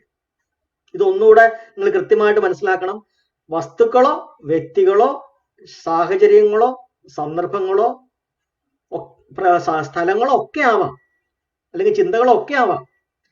പക്ഷേ നേരിട്ട് ആ വസ്തുവിനോടോ ആ സ്ഥലത്തിനോടോ ആ വ്യക്തിയോടോ അല്ലെങ്കിൽ സാഹചര്യങ്ങളോടോ സന്ദർഭങ്ങളോടോ ചിന്തകളോടോ അല്ല ശരിക്കും പറഞ്ഞാൽ നമ്മൾ ഇഷ്ടക്കേടോ കാണിക്കുന്നത്. മറിച്ച് അവ ഓരോന്നും നമ്മുടെ ശരീരത്ത് തരുന്ന അനുഭൂതിയോടാണ്, അല്ലെങ്കിൽ സെൻസേഷനോടാണ് നമ്മൾ ഇഷ്ടമോ ഇഷ്ടക്കേടോ കാണിക്കുന്നത്. ഇതാണ് ഏറ്റവും പ്രധാനപ്പെട്ട ബുദ്ധന്റെ കണ്ടെത്തൽ.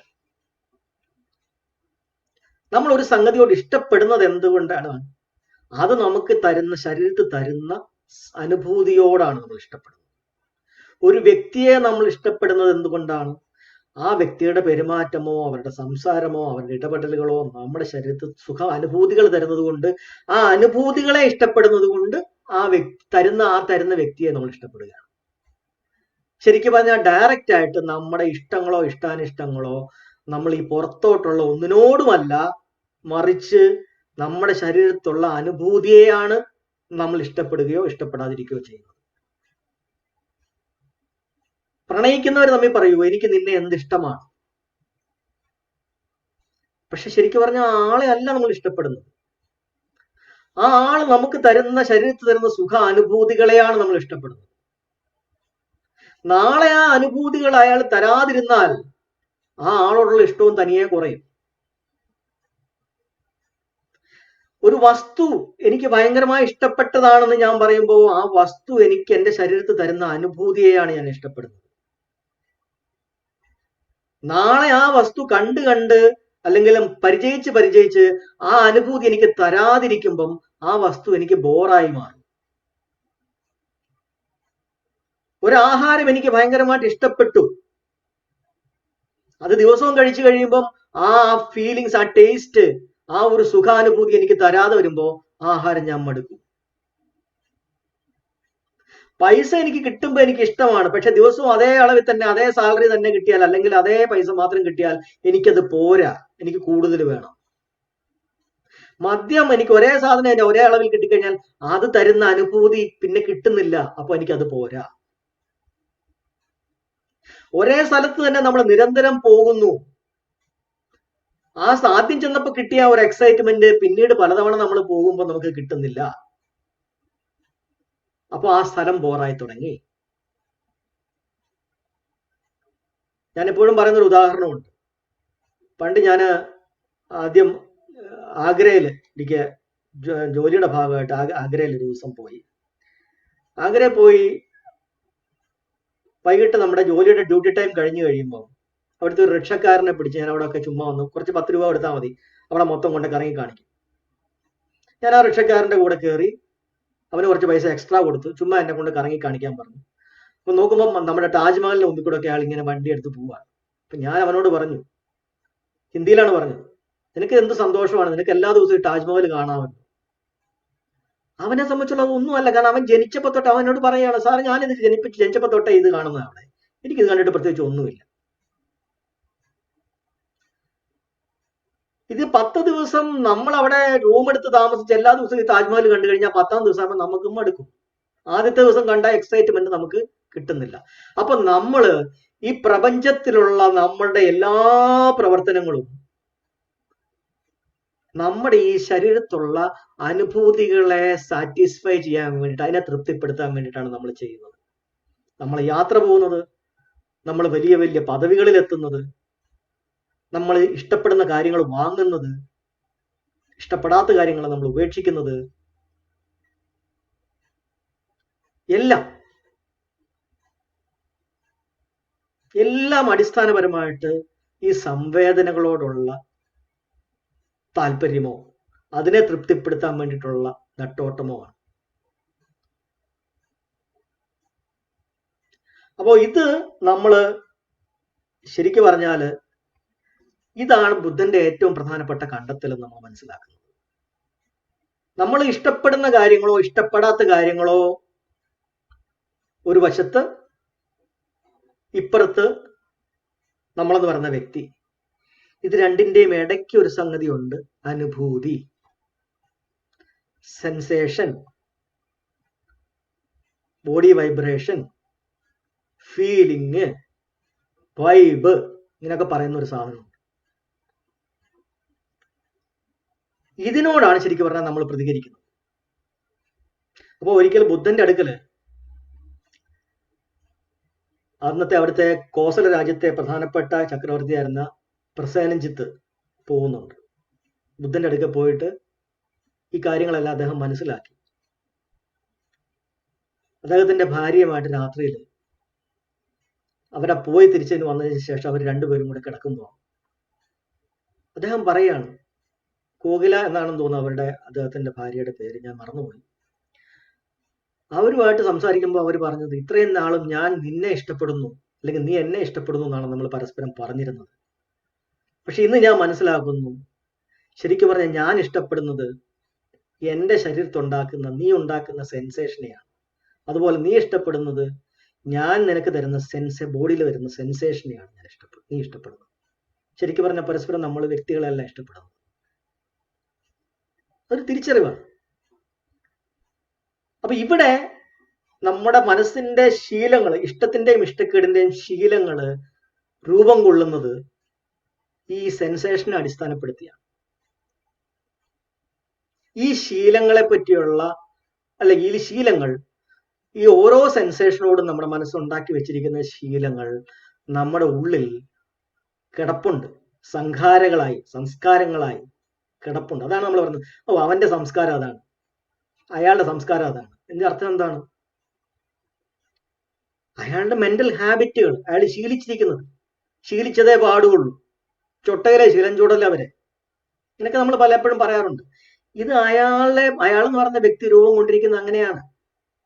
അപ്പൊ ആ വ്യക്തിയുടെ പെരുമാറ്റങ്ങൾ, അയാളുടെ പ്രതികരണങ്ങൾ, അയാൾ സ്ട്രെസ്ഡ് ആവുന്നത്, ടെൻഷൻ ആവുന്നത്, ഡിപ്രഷൻ ആവുന്നത്, എക്സൈറ്റ്മെന്റ് ആവുന്നത് ഒക്കെ ഈ പറയുന്ന അയാളുടെ ശീലങ്ങളാണ്. ഓരോ അനുഭൂതി എന്താ പറയുക, ഓരോ മൊമെന്റില് ഭൂതമായിക്കൊണ്ടിരിക്കുന്നത്, ബോഡിയിൽ പ്രകടമായിക്കൊണ്ടിരിക്കുന്നത്, ഉണ്ടായിക്കൊണ്ടിരിക്കുന്നത്, ഭവിച്ചുകൊണ്ടിരിക്കുന്നത്, അതാണ് അനുഭൂതി. ഇത് അയാൾക്ക് ഓരോന്നോരോന്ന് അയാൾ ഉണ്ടാക്കി വെച്ചിട്ടുണ്ട്. അപ്പൊ ഒരാൾക്ക് സമാധാനമായി ജീവിക്കണമെങ്കിൽ എന്താണ് ചെയ്യേണ്ടത്? ഇയാളുടെ ഈ ഉണ്ടാക്കി വെച്ചിരിക്കുന്ന ഈ ശീലങ്ങളെ ഇയാൾ കറക്റ്റ് ചെയ്യണം. കാര്യം അതല്ലെങ്കിൽ അയാൾക്ക് പോലും ഒന്ന് ചിന്തിക്കാൻ പറ്റുന്നതിന്റെ മുമ്പ് തന്നെ അയാളുടെ പ്രതികരണം റിയാക്ഷൻ വന്നു പോയി കഴിയും. അതല്ലേ ചിലപ്പോൾ പറയുന്ന കേട്ടത്, ചിലര് എന്തെങ്കിലും ഒന്ന് പറയുമ്പോൾ എനിക്ക് എന്നെ കൺട്രോൾ ചെയ്യാൻ പറ്റിയില്ല, എനിക്ക് ചിന്തിക്കാൻ പറ്റുന്നതിന് മുമ്പ് ഞാൻ പ്രതികരിച്ചു കഴിഞ്ഞു. ഇതെന്താണ്? ഒരു കാര്യം കേട്ട പാടെ അയാളുടെ മനസ്സ് ഡൗൺ ആയി, ഡിപ്രഷനായി, അല്ലെങ്കിൽ ആംഗ്രി ആയി. ഇതൊക്കെ അയാളെ പെട്ടെന്ന് വലിച്ചുകൊണ്ടങ്ങ് പോവുകയാണ്. അവിടെ ഒരു ഡയറക്റ്റ് ഓരോ സാധനത്തിനും ഓരോ ന്യൂറോൺ പാത്ത്, ഓരോ ന്യൂറോൺ നെറ്റ്വർക്ക് ഓൾറെഡി എസ്റ്റാബ്ലിഷ്ഡ് ആയി സെറ്റായി ഇരിപ്പുണ്ട്. ഇപ്പുറത്തൊന്നും കിട്ടിയാൽ മതി, നേരെ അപ്പുറത്തോട്ട് ചാടുകയാണ്. അപ്പൊ ഈ ഹാബിറ്റുകളെ നമുക്ക് മാറ്റിയെടുക്കുക എന്നുള്ളതാണ് ഒരു വ്യക്തിയെ പരിവർത്തനപ്പെടുത്തിയെടുക്കുക, ട്രാൻസ്ഫോം ചെയ്തെടുക്കുക, അയാളെ മാറ്റിയെടുക്കുക എന്ന് പറയുന്നത്. അല്ലാതെ ദൈവത്തെ വിളിച്ചാലൊന്നും ഇത് മാറില്ല. ദൈവത്തെ വിളിക്കുമ്പോൾ നമ്മൾ ചെയ്യുന്നത് എന്താണ്? നമ്മുടെ അറ്റൻഷനെ നമ്മളൊന്ന് മാറ്റുക എന്ന് പറയുന്ന ഒറ്റ കാര്യം മാത്രം അവിടെ നടക്കുന്നു. നമ്മുടെ ഹാബിറ്റുകളെ ഒന്നും മാറ്റുന്നില്ല. ഈ അറ്റൻഷൻ മാറ്റി വരുമ്പം നമ്മൾ കളിക്കുമ്പോൾ എന്താ സംഭവിക്കുന്നത്? ഈ ഓരോ ഹാബിറ്റുകളും പുതുതായിട്ട് വരുന്നത് പിന്നെ അടിയിലേക്ക് പോയിക്കൊണ്ടിരിക്കുകയാണ്. നമ്മൾ ഒന്നിനെയും ക്ലിയർ ചെയ്യുന്നില്ല. അതാണ് ഈ ദൈവവിശ്വാസമായിട്ട് പോകുന്നവർക്ക് അവസാന കാലമൊക്കെ ആയി കഴിയുമ്പോഴത്തേക്ക്, ഈ പ്രായം ചെല്ലുമ്പോഴത്തേക്ക് ഇവരുടെ സ്വഭാവങ്ങൾ വല്ലാതെ ദുഷിച്ചു വരുന്നതിന്റെ കാര്യം. കാരണം അവർക്ക് എല്ലാ കാര്യത്തിലും അവരുടെ ഉള്ളിൽ ഈ നെഗറ്റീവായിട്ടുള്ള ഹാബിറ്റുകൾ കിടക്കുകയാണ്.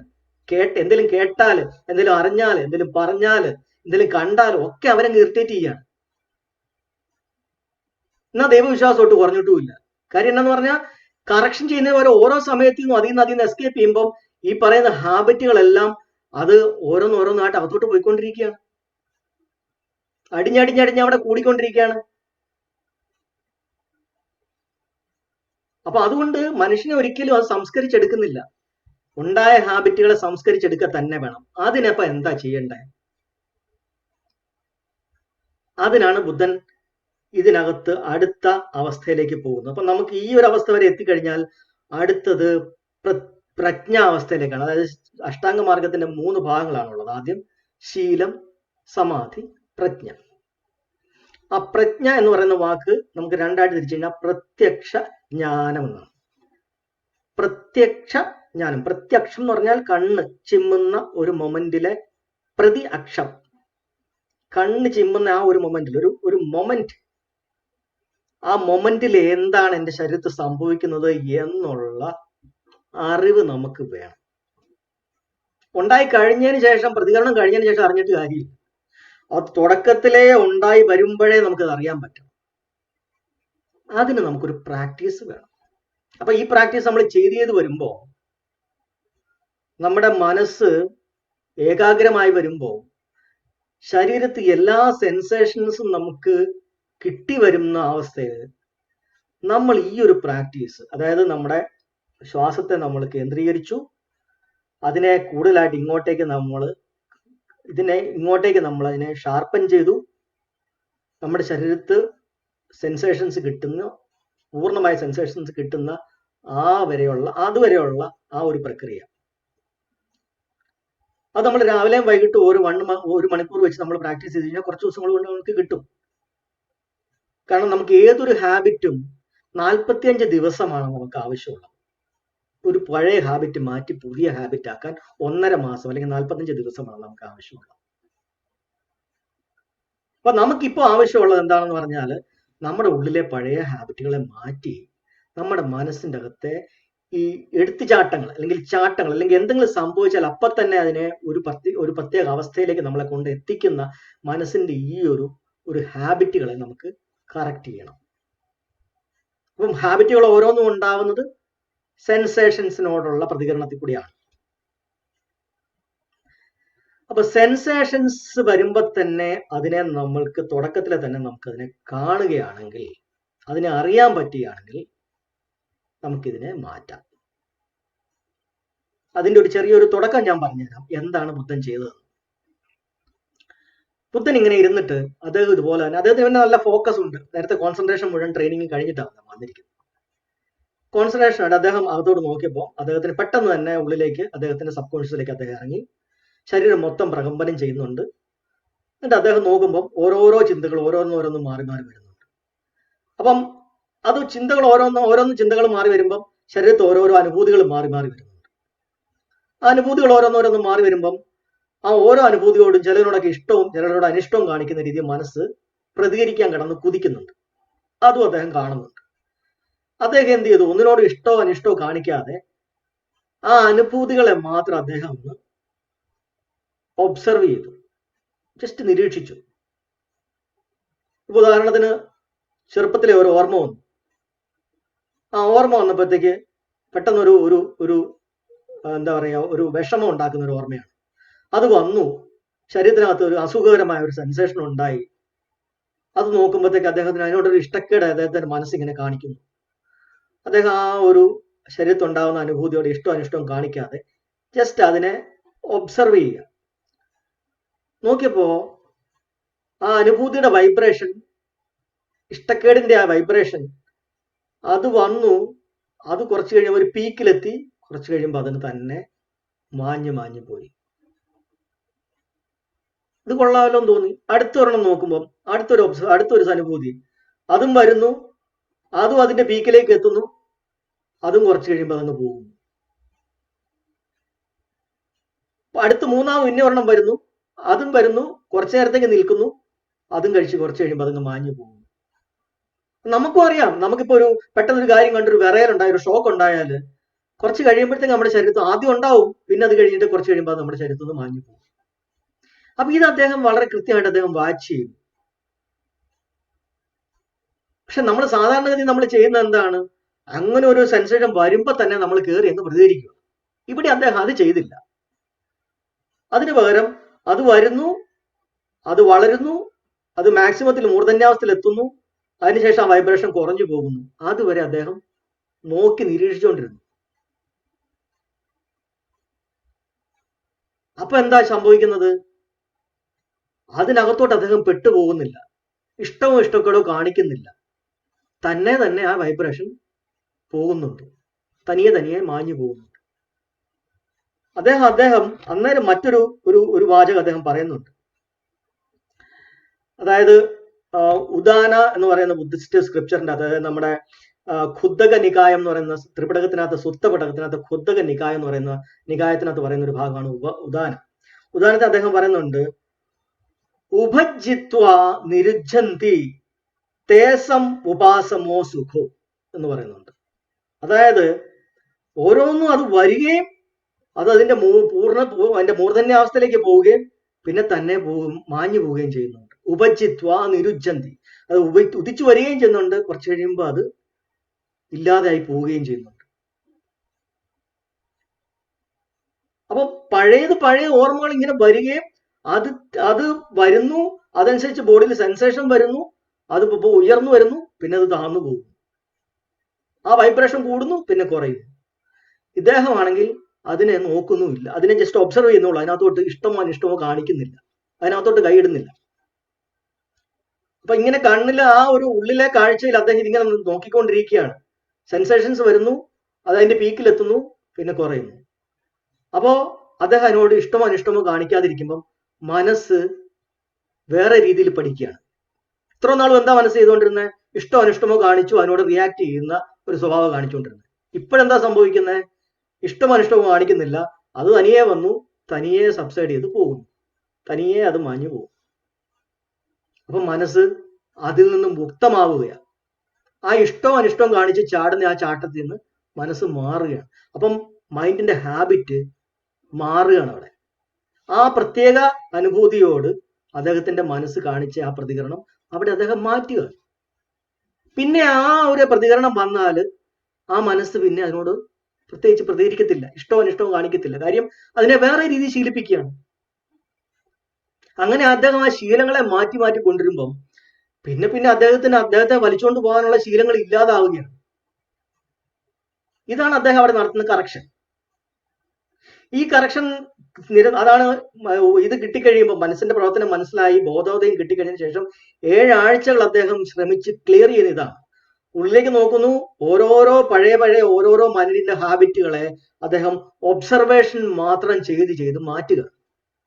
ഇഷ്ടമോ അനിഷ്ടമോ കാണിക്കാതെ ഒബ്സർവ് ചെയ്യുകയാണ്, വെറുതെ നിരീക്ഷിക്കുകയാണ്. നിരീക്ഷിക്കുമ്പോൾ നമ്മുടെ മനസ്സ് ആ ഇഷ്ടമോ അനിഷ്ടമോ കാണിച്ച് അതിനകത്ത് പെട്ട് പിന്നെയും അതുമായിട്ട് കിടന്ന് ആ ശീലങ്ങൾക്ക് കൂടുതൽ ശക്തി ഉണ്ടാക്കി കൊടുക്കുന്ന പരിപാടി മാറ്റിയിട്ട് ആ ശീലങ്ങളിൽ നിന്ന് മുക്തമാവുകയാണ്. അങ്ങനെ അദ്ദേഹത്തിന്റെ മനസ്സ് അങ്ങോട്ടും ഇങ്ങോട്ടും ഓടിപ്പോവാതെ സ്റ്റഡി ആവുകയാണ്. പല കാര്യങ്ങൾ വരുന്നു, പല സെൻസേഷൻസ് വരുന്നു, മനസ്സ് സ്റ്റഡിയായി നിൽക്കുകയാണ്. അതറിയാത്ത ഒരാൾക്കാണെങ്കിൽ, അല്ലെങ്കിൽ നമ്മൾ പറയുന്ന പോലെ അന്ധനായ ഒരു വ്യക്തിയാണെങ്കിൽ, അവരെ കണ്ണുകൊണ്ട് അന്ധനല്ല, ഇതിങ്ങനെയാണ് സംഭവിക്കുന്നതെന്ന് അറിയാൻ മേലാത്ത ഒരു വ്യക്തിയാണെങ്കിൽ ഓരോന്നിനോടും ഇങ്ങനെ പ്രതികരിച്ചുകൊണ്ടിരിക്കും. അയാളുടെ ശീലങ്ങൾ പിന്നെയും കൂടുതൽ ദൃഢമായിക്കൊണ്ടിരിക്കും, പോകത്തില്ല. നമ്മളിത് ഉള്ളിലേക്ക് കയറി നമ്മൾ ആ ഓരോന്നും വരുന്നതിനിടെ അപ്പം എവിടെയാണ് കറക്ഷൻ ചെയ്യേണ്ടതെന്ന് നമുക്ക് അറിയാമെങ്കിലേ നടക്കത്തുള്ളൂ. എവിടെയാണ് കറക്ഷൻ നടത്തേണ്ടത്? സെൻസേഷൻസ് വരുമ്പോഴാണ് ആ കറക്ഷൻ നടത്തേണ്ടത്. സെൻസേഷൻസ് വരുമ്പോഴാണ് നമ്മൾ ഇഷ്ടവും ഇഷ്ടക്കേടും കാണിച്ചുകൊണ്ടിരുന്നത്. അതുകൊണ്ട് സെൻസേഷൻ വരുമ്പോഴാണ് നമ്മൾ ഇനി അതിനോട് ഇഷ്ടവും ഇഷ്ടക്കേടും കാണിക്കാതെ ഒബ്സർവ് ചെയ്യേണ്ടത്. ഒബ്സർവ് ചെയ്യുമ്പോൾ തന്നെ ആ സെൻസേഷൻ വന്ന് കെട്ടണം. അതുവരെയുള്ള സാവകാശം നമ്മൾ അതിന് കൊടുക്കണം. അങ്ങനെയാണ് നമ്മുടെ ഉള്ളിലത്തെ ഈ മാലിന്യങ്ങൾ, നമ്മുടെ മനസ്സിനെ വലിച്ചുകൊണ്ട് പോകുന്ന ശീലങ്ങളെ നമ്മൾ മാറ്റിയെടുക്കുന്നത്. അത് കഴിയുമ്പോൾ ഓട്ടോമാറ്റിക്കായിട്ട് നമ്മൾ ഇത് ശീലിക്കുമ്പം നമ്മുടെ മനസ്സ് ഓട്ടം കുറഞ്ഞു ഒന്ന് സ്റ്റഡി ആവും. ഇപ്പൊ കുട്ടികളുടെ കാര്യം നമ്മൾ ആദ്യം പറഞ്ഞു. കുട്ടികളെ ഈ പറയുന്ന പോലെ ബ്രീത്തിൽ ആദ്യം ഒന്ന് കോൺസെൻട്രേറ്റ് ചെയ്യാൻ പഠിപ്പിച്ച് തുടങ്ങിക്കഴിഞ്ഞാൽ കുറച്ച് അവരെ സ്ഥിരമായിട്ട് അത് പ്രാക്ടീസ് ചെയ്യുകയാണെങ്കിൽ, ഞാൻ പറഞ്ഞ പോലെ 45 ദിവസം എന്നൊക്കെ പറഞ്ഞില്ല, നമ്മൾ അത് പിന്നെ കണ്ടിന്യൂസ് ആവണം, ജീവിതത്തിന്റെ ഒരു ഭാഗമാക്കണം. അങ്ങനെ നമ്മൾ പോയിക്കൊണ്ടിരിക്കുമ്പോൾ നമ്മൾ എക്സർസൈസ് ഒക്കെ ചെയ്യുന്ന പോലെ നമ്മുടെ ഒരു സ്ഥിരം എക്സർസൈസ് ആവുന്ന പോലെ ചെയ്തുകൊണ്ടിരുന്നു കഴിഞ്ഞാൽ അങ്ങോട്ടും ഇങ്ങോട്ടും മനസ്സ് ചാഞ്ചാട്ടം വരാതെ മനസ്സ് ഓട്ടോമാറ്റിക്കായിട്ട് സ്റ്റഡിയായി തുടങ്ങും. അവരുടെ റോങ് ആയിട്ടുള്ള ഹാബിറ്റുകളിൽ നിന്ന് തനിയെ തന്നെ മനസ്സ് മുക്തമായി, അവർ പോലും അറിയാതെ അവരുടെ മനസ്സ് മുക്തമായിക്കൊണ്ടിരിക്കും. ഇങ്ങനെയാണ് മനസ്സിനെ സംസ്കരിച്ചെടുക്കണം. ആദ്യം നമ്മൾ പറഞ്ഞ ആദ്യത്തെ ഭാഗത്തിനകത്ത് പറയുന്ന ഒരു വാചകമുണ്ട്, സബ്ബപാപസാകരണം കുശലസ ഉപസമ്പദ സചിത്ത പരിയോദപനം. അതായത് ചിത്തത്തിനെ നമ്മൾ ഇങ്ങനെയാണ് ശുദ്ധീകരിച്ചെടുക്കുന്നത്. അപ്പോൾ ഇതിന് ആദ്യമേ അറിയേണ്ടത് നമുക്ക് നമ്മുടെ സെൻസേഷൻ കിട്ടുന്ന ലെവൽ വരെ നമ്മുടെ മനസ്സിന്റെ ഏകാഗ്രതയെ കൊണ്ട് എത്തിക്കുക എന്നുള്ളതാണ്. അത് കഴിയുമ്പോഴാണ് അവിടെയാണ് നമ്മുടെ ഈ ഓപ്പറേഷൻ, ഈ പറയുന്ന കറക്ഷൻ പ്രോസസ്സ് ചെയ്തു തുടങ്ങേണ്ടത്. അത് പിന്നീട് നമ്മുടെ ജീവിതത്തിന്റെ ഒരു ഭാഗമാക്കി കൊണ്ടുവന്നാൽ നമ്മൾ അറിയാതെ നമ്മുടെ മനസ്സ് ദൃഢമായി സ്ഥിരമായി എന്ത് വന്നാലും ചഞ്ചലിപ്പില്ലാതെ ചാഞ്ചല്യമില്ലാതെ മനസ്സ് എപ്പോഴും ചിന്തകളിലേക്ക് പോവാതെ ആബ്സെന്റ് മൈൻഡഡ് ആവാതെ എപ്പോഴും പ്രസന്റിൽ നിൽക്കും. എല്ലാ മാലിന്യങ്ങളും പൂർണ്ണമാക്കി മാറ്റി കഴിയുമ്പോൾ അയാൾ ഫുള്ളി പ്രസന്റ് ആവും, ഫുള്ളി കോൺഷ്യസ് ആവും, ഒരിക്കലും ആബ്സെന്റ് മൈൻഡഡ് ആവത്തില്ല. അങ്ങനെ വരുന്ന ആളെയാണ് സമ്മാസംബുദ്ധൻ എന്ന് പറയുന്നത്. നമ്മൾ അങ്ങനെയാണ് ബുദ്ധനെ നമോ തസ്സ ഭഗവതോ അർഹതോ സമ്മാസംബുദ്ധസ്സ എന്ന് പറയുന്നത്. പിന്നെ അതിൻ്റെ അകത്ത് നമ്മുടെ മനസ്സിന്റെ ഭാഗങ്ങളൊക്കെ പഠിച്ചു കഴിയുമ്പോഴത്തേക്കാണ് അതിന്റെ ബാക്കിയുള്ള ഭാഗങ്ങളൂടെ ഞാൻ ഇനി അടുത്ത ക്ലാസ് ആകുമ്പോഴാണ് കൂടുതൽ ഡീറ്റെയിൽസ് പോകുന്നത്. അതിനകത്ത് ഒരു സ്ലൈഡ് മാത്രം ഞാനൊന്ന് ഷെയർ ചെയ്യാം. ആ സ്ലൈഡ് മനസ്സിന്റെ ഒരു പ്രവർത്തനത്തെ ജസ്റ്റ് ഒന്ന് കാണിക്കാൻ വേണ്ടി മാത്രമാണ്. അതായത് ഇതിപ്പോ ഞാൻ എന്നെ എക്സ്പ്ലെയിൻ ചെയ്ത് ജസ്റ്റ് കാണിക്കുക മാത്രമാണ്, മനസ്സിന്റെ പ്രവർത്തനം എങ്ങനെയാണ് എന്നൊന്ന് കാണിക്കാൻ വേണ്ടി മാത്രമാണ്. 5 ഇന്ദ്രിയങ്ങളും ഉണ്ട്, ചിന്തയും ഉണ്ട്. ഈ 5 ഇന്ദ്രിയങ്ങളും ചിന്തയും നമ്മുടെ മനസ്സിനകത്ത് എങ്ങനെയാണ് പ്രവർത്തിക്കുന്നത്, നമ്മളെ കൊണ്ട് ഒരു പ്രതികരണം ഉണ്ടാക്കുന്നത് എങ്ങനെയാണ് എന്നുള്ളതിൻ്റെ ഒരു ഗ്രാഫാണ് കാണിച്ചിരിക്കുന്നത്. അത് അടുത്ത ക്ലാസ്സിൽ ഓരോ ഇന്ദ്രിയത്തിൻ്റെയും പ്രവർത്തനവുമായിട്ട് ബന്ധപ്പെടുത്തി നമ്മൾ അതിനെ ഡീറ്റെയിൽ ആയിട്ട് നമ്മൾ പഠിക്കും. അപ്പം അതിലേക്ക് നമ്മൾ അടുത്ത പ്രജ്ഞ അല്ലെങ്കിൽ ഇതിലേക്കുള്ള നമ്മുടെ അടുത്ത യാത്ര നമ്മൾ തുടങ്ങുകയാണ്. അപ്പം ഇന്ന് നമ്മൾ ശീലങ്ങൾ കഴിഞ്ഞു, സമാധി എന്ന് പറയുന്ന ഭാവം കഴിഞ്ഞു. സമാധി എന്ന് പറയുന്നതിനകത്ത് അവസാനമുള്ളത് ഈ പറയുന്ന മൂന്നാമത്തെ ഏകാഗ്രതയാണ്. അതായത് സമ്മാ വിരിയോ, സമ്മാ സതി, സമ്മാ സമാധി, അല്ലെങ്കിൽ ശരിയായ ശ്രമം, ശരിയായ ശ്രദ്ധ, ശരിയായ ഏകാഗ്രത. അതില് ശരിയായ വീര്യം എന്ന് പറയുന്നത്, അതിൽ ശരിയായ ശ്രമം എന്ന് പറയുന്നത് ഈ പറയുന്ന നമ്മുടെ 5 തടസ്സങ്ങളെ നമ്മൾ മാറ്റി നമ്മുടെ മനസ്സിനെ അവിടെ കൊണ്ടുവരിക, ഫോക്കസ് കൊണ്ടുവരിക. അതിനുശേഷം നമ്മൾ ഈ പറയുന്ന 4 കാര്യങ്ങളിൽ പ്രധാനമായിട്ട് നമ്മുടെ ശ്വാസത്തെ ശ്രദ്ധിക്കുക, നമ്മുടെ ശരീരത്തുണ്ടാകുന്ന അനുഭൂതികളെ ശ്രദ്ധിക്കുക. അപ്പൊ ചിന്തകളെ പറ്റി നമുക്ക് ഓട്ടോമാറ്റിക്കായിട്ട് ശ്രദ്ധ കിട്ടിക്കോളും, മനസ്സിന്റെ പ്രതികരണത്തിന്റെ സ്വഭാവത്തെ പറ്റിയും ശ്രദ്ധ കിട്ടിക്കോളും. അപ്പൊ നമ്മൾ ബേസിക്കലി നമ്മുടെ ഈ ശ്വാസത്തെയും നമ്മുടെ ശരീരത്തിന്റെ സെൻസേഷനെയും മാത്രം ശ്രദ്ധിച്ചാൽ മതി. ആ 4 കാര്യങ്ങളെ, 4 സതിപത്താനസിനെ ശ്രദ്ധിക്കുന്നതിന് തുല്യമായിക്കോളും. അങ്ങനെ അത് കഴിഞ്ഞതിന് ശേഷം നമുക്ക് ഉപകാര സമാധി നമുക്ക് എത്തുകയാണ്. ഉപകാര സമാധി എന്ന് പറഞ്ഞാൽ ശരീരത്തിൽ മൊത്തമുള്ള വൈബ്രേഷൻ നമുക്ക് എത്താൻ പറ്റുകയാണ്. ഇനിയാണ് അടുത്ത ഘട്ടത്തിലാണ് നമ്മൾ അതിനെ പ്രാക്ടിക്കലായിട്ട് തന്നെ നമ്മുടെ ശരീരത്തിനകത്ത് എല്ലാ സെൻസേഷനെയും നമ്മൾ ശ്രദ്ധിച്ച് ഹാബിറ്റിനെ മാറ്റിയെടുക്കുന്ന പ്രക്രിയയെ തുടങ്ങുന്നത്. അപ്പൊ ഇതാണ് നമ്മുടെ രണ്ടാമത്തെ ഘട്ടം. ഇനി അടുത്ത മൂന്നാമത്തെ ഘട്ടത്തിലാണ് പ്രജ്ഞ. അതിലേക്കാണ് നമ്മൾ ഇനി കൂടുതൽ ഡീറ്റെയിൽ ആയിട്ട് നമ്മൾ പോകാൻ പോകുന്നത്.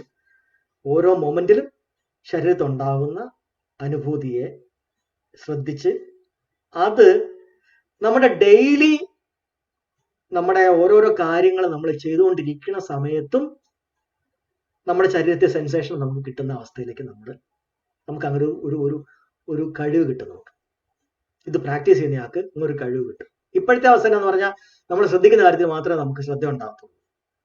പക്ഷെ ഇത് പ്രാക്ടീസ് ചെയ്യുന്ന ഒരാൾക്ക് നമ്മൾ മറ്റു കാര്യങ്ങൾ ചെയ്യുമ്പോഴും നമ്മുടെ ശരീരത്തിൽ ഉണ്ടാകുന്ന സെൻസേഷൻ എന്താണെന്ന് മനസ്സിലാക്കാനുള്ള കഴിവ് കിട്ടും. അത് ഈ പ്രാക്ടീസ് ചെയ്യുന്നവർക്ക് കിട്ടത്തുള്ളൂ. അഷ്ടാംഗമാർഗം പ്രാക്ടീസ് ചെയ്യുന്നവർക്ക് മാത്രമേ ആ കഴിവ് കിട്ടത്തുള്ളൂ. അതായത് ഈ പറയുന്ന സബ് കോൺഷ്യസ് മൈൻഡിന്റെയും കോൺഷ്യസ് മൈൻഡിന്റെയും ഇടയ്ക്കുള്ള ഒരു അതിർവരമ്പുണ്ട്. അതങ്ങ് ഇല്ലാണ്ടായിക്കോളും. നമ്മൾ കോൺഷ്യസ് മൈൻഡ് നിൽക്കുമ്പോൾ തന്നെ സബ് കോൺഷ്യസിൽ എന്താണ് നടക്കുന്നത് നമുക്ക് അറിയാൻ പറ്റും. ആ ഒരു പ്രത്യേക കഴിവാണ്, ആ ഒരു സ്കില്ലാണ് അഷ്ടാംഗമാർഗം പ്രാക്ടീസ് ചെയ്യുന്നവർക്ക് കിട്ടുന്നത്. അതായത് നമ്മുടെ കോൺഷ്യസ് മൈൻഡിനകത്ത് നമ്മൾ നിൽക്കുമ്പോൾ തന്നെ നമ്മുടെ ബോഡിയിൽ ഉണ്ടാകുന്ന സെൻസേഷൻസ് എല്ലാം നമുക്ക് കിട്ടുന്ന അവസ്ഥയിലെത്തും. അതിനാണ് പ്രജ്ഞ ഡെവലപ്പ് ചെയ്യുക എന്ന് പറയുന്നത്. പ്രജ്ഞയെ ഉണർത്തിയെടുക്കുക, പ്രജ്ഞയെ ശരീരത്തിൽ നിലനിർത്തുക, സ്ഥിതപ്രജ്ഞനാവുക, എസ്റ്റാബ്ലിഷിംഗ് ഇൻ പ്രജ്ഞ അല്ലെങ്കിൽ എസ്റ്റാബ്ലിഷിംഗ് ഇൻ പഞ്ഞ എന്ന് പറയുന്നത്. അത് അഷ്ടാംഗമാർഗം പ്രാക്ടീസ് ചെയ്യുമ്പോൾ ഓട്ടോമാറ്റിക്കായിട്ട് അത് കിട്ടിത്തുടങ്ങും, ആ കഴിവ് കിട്ടിത്തുടങ്ങും. അപ്പൊ അതാണ് നമ്മൾ അതിന്റെ അടുത്ത പ്രാക്ടീസിലേക്ക് നമ്മൾ പോകുന്നത്. തിയറി ഇപ്പൊ തൽക്കാലം ഇന്നത്തെ ക്ലാസ് ഇവിടം വരെ നമ്മൾ സ്റ്റോപ്പ് ചെയ്യുകയാണ്. ആർക്കെങ്കിലും എന്തെങ്കിലും ചോദിക്കാനുണ്ടെങ്കിൽ ചോദിക്കാം.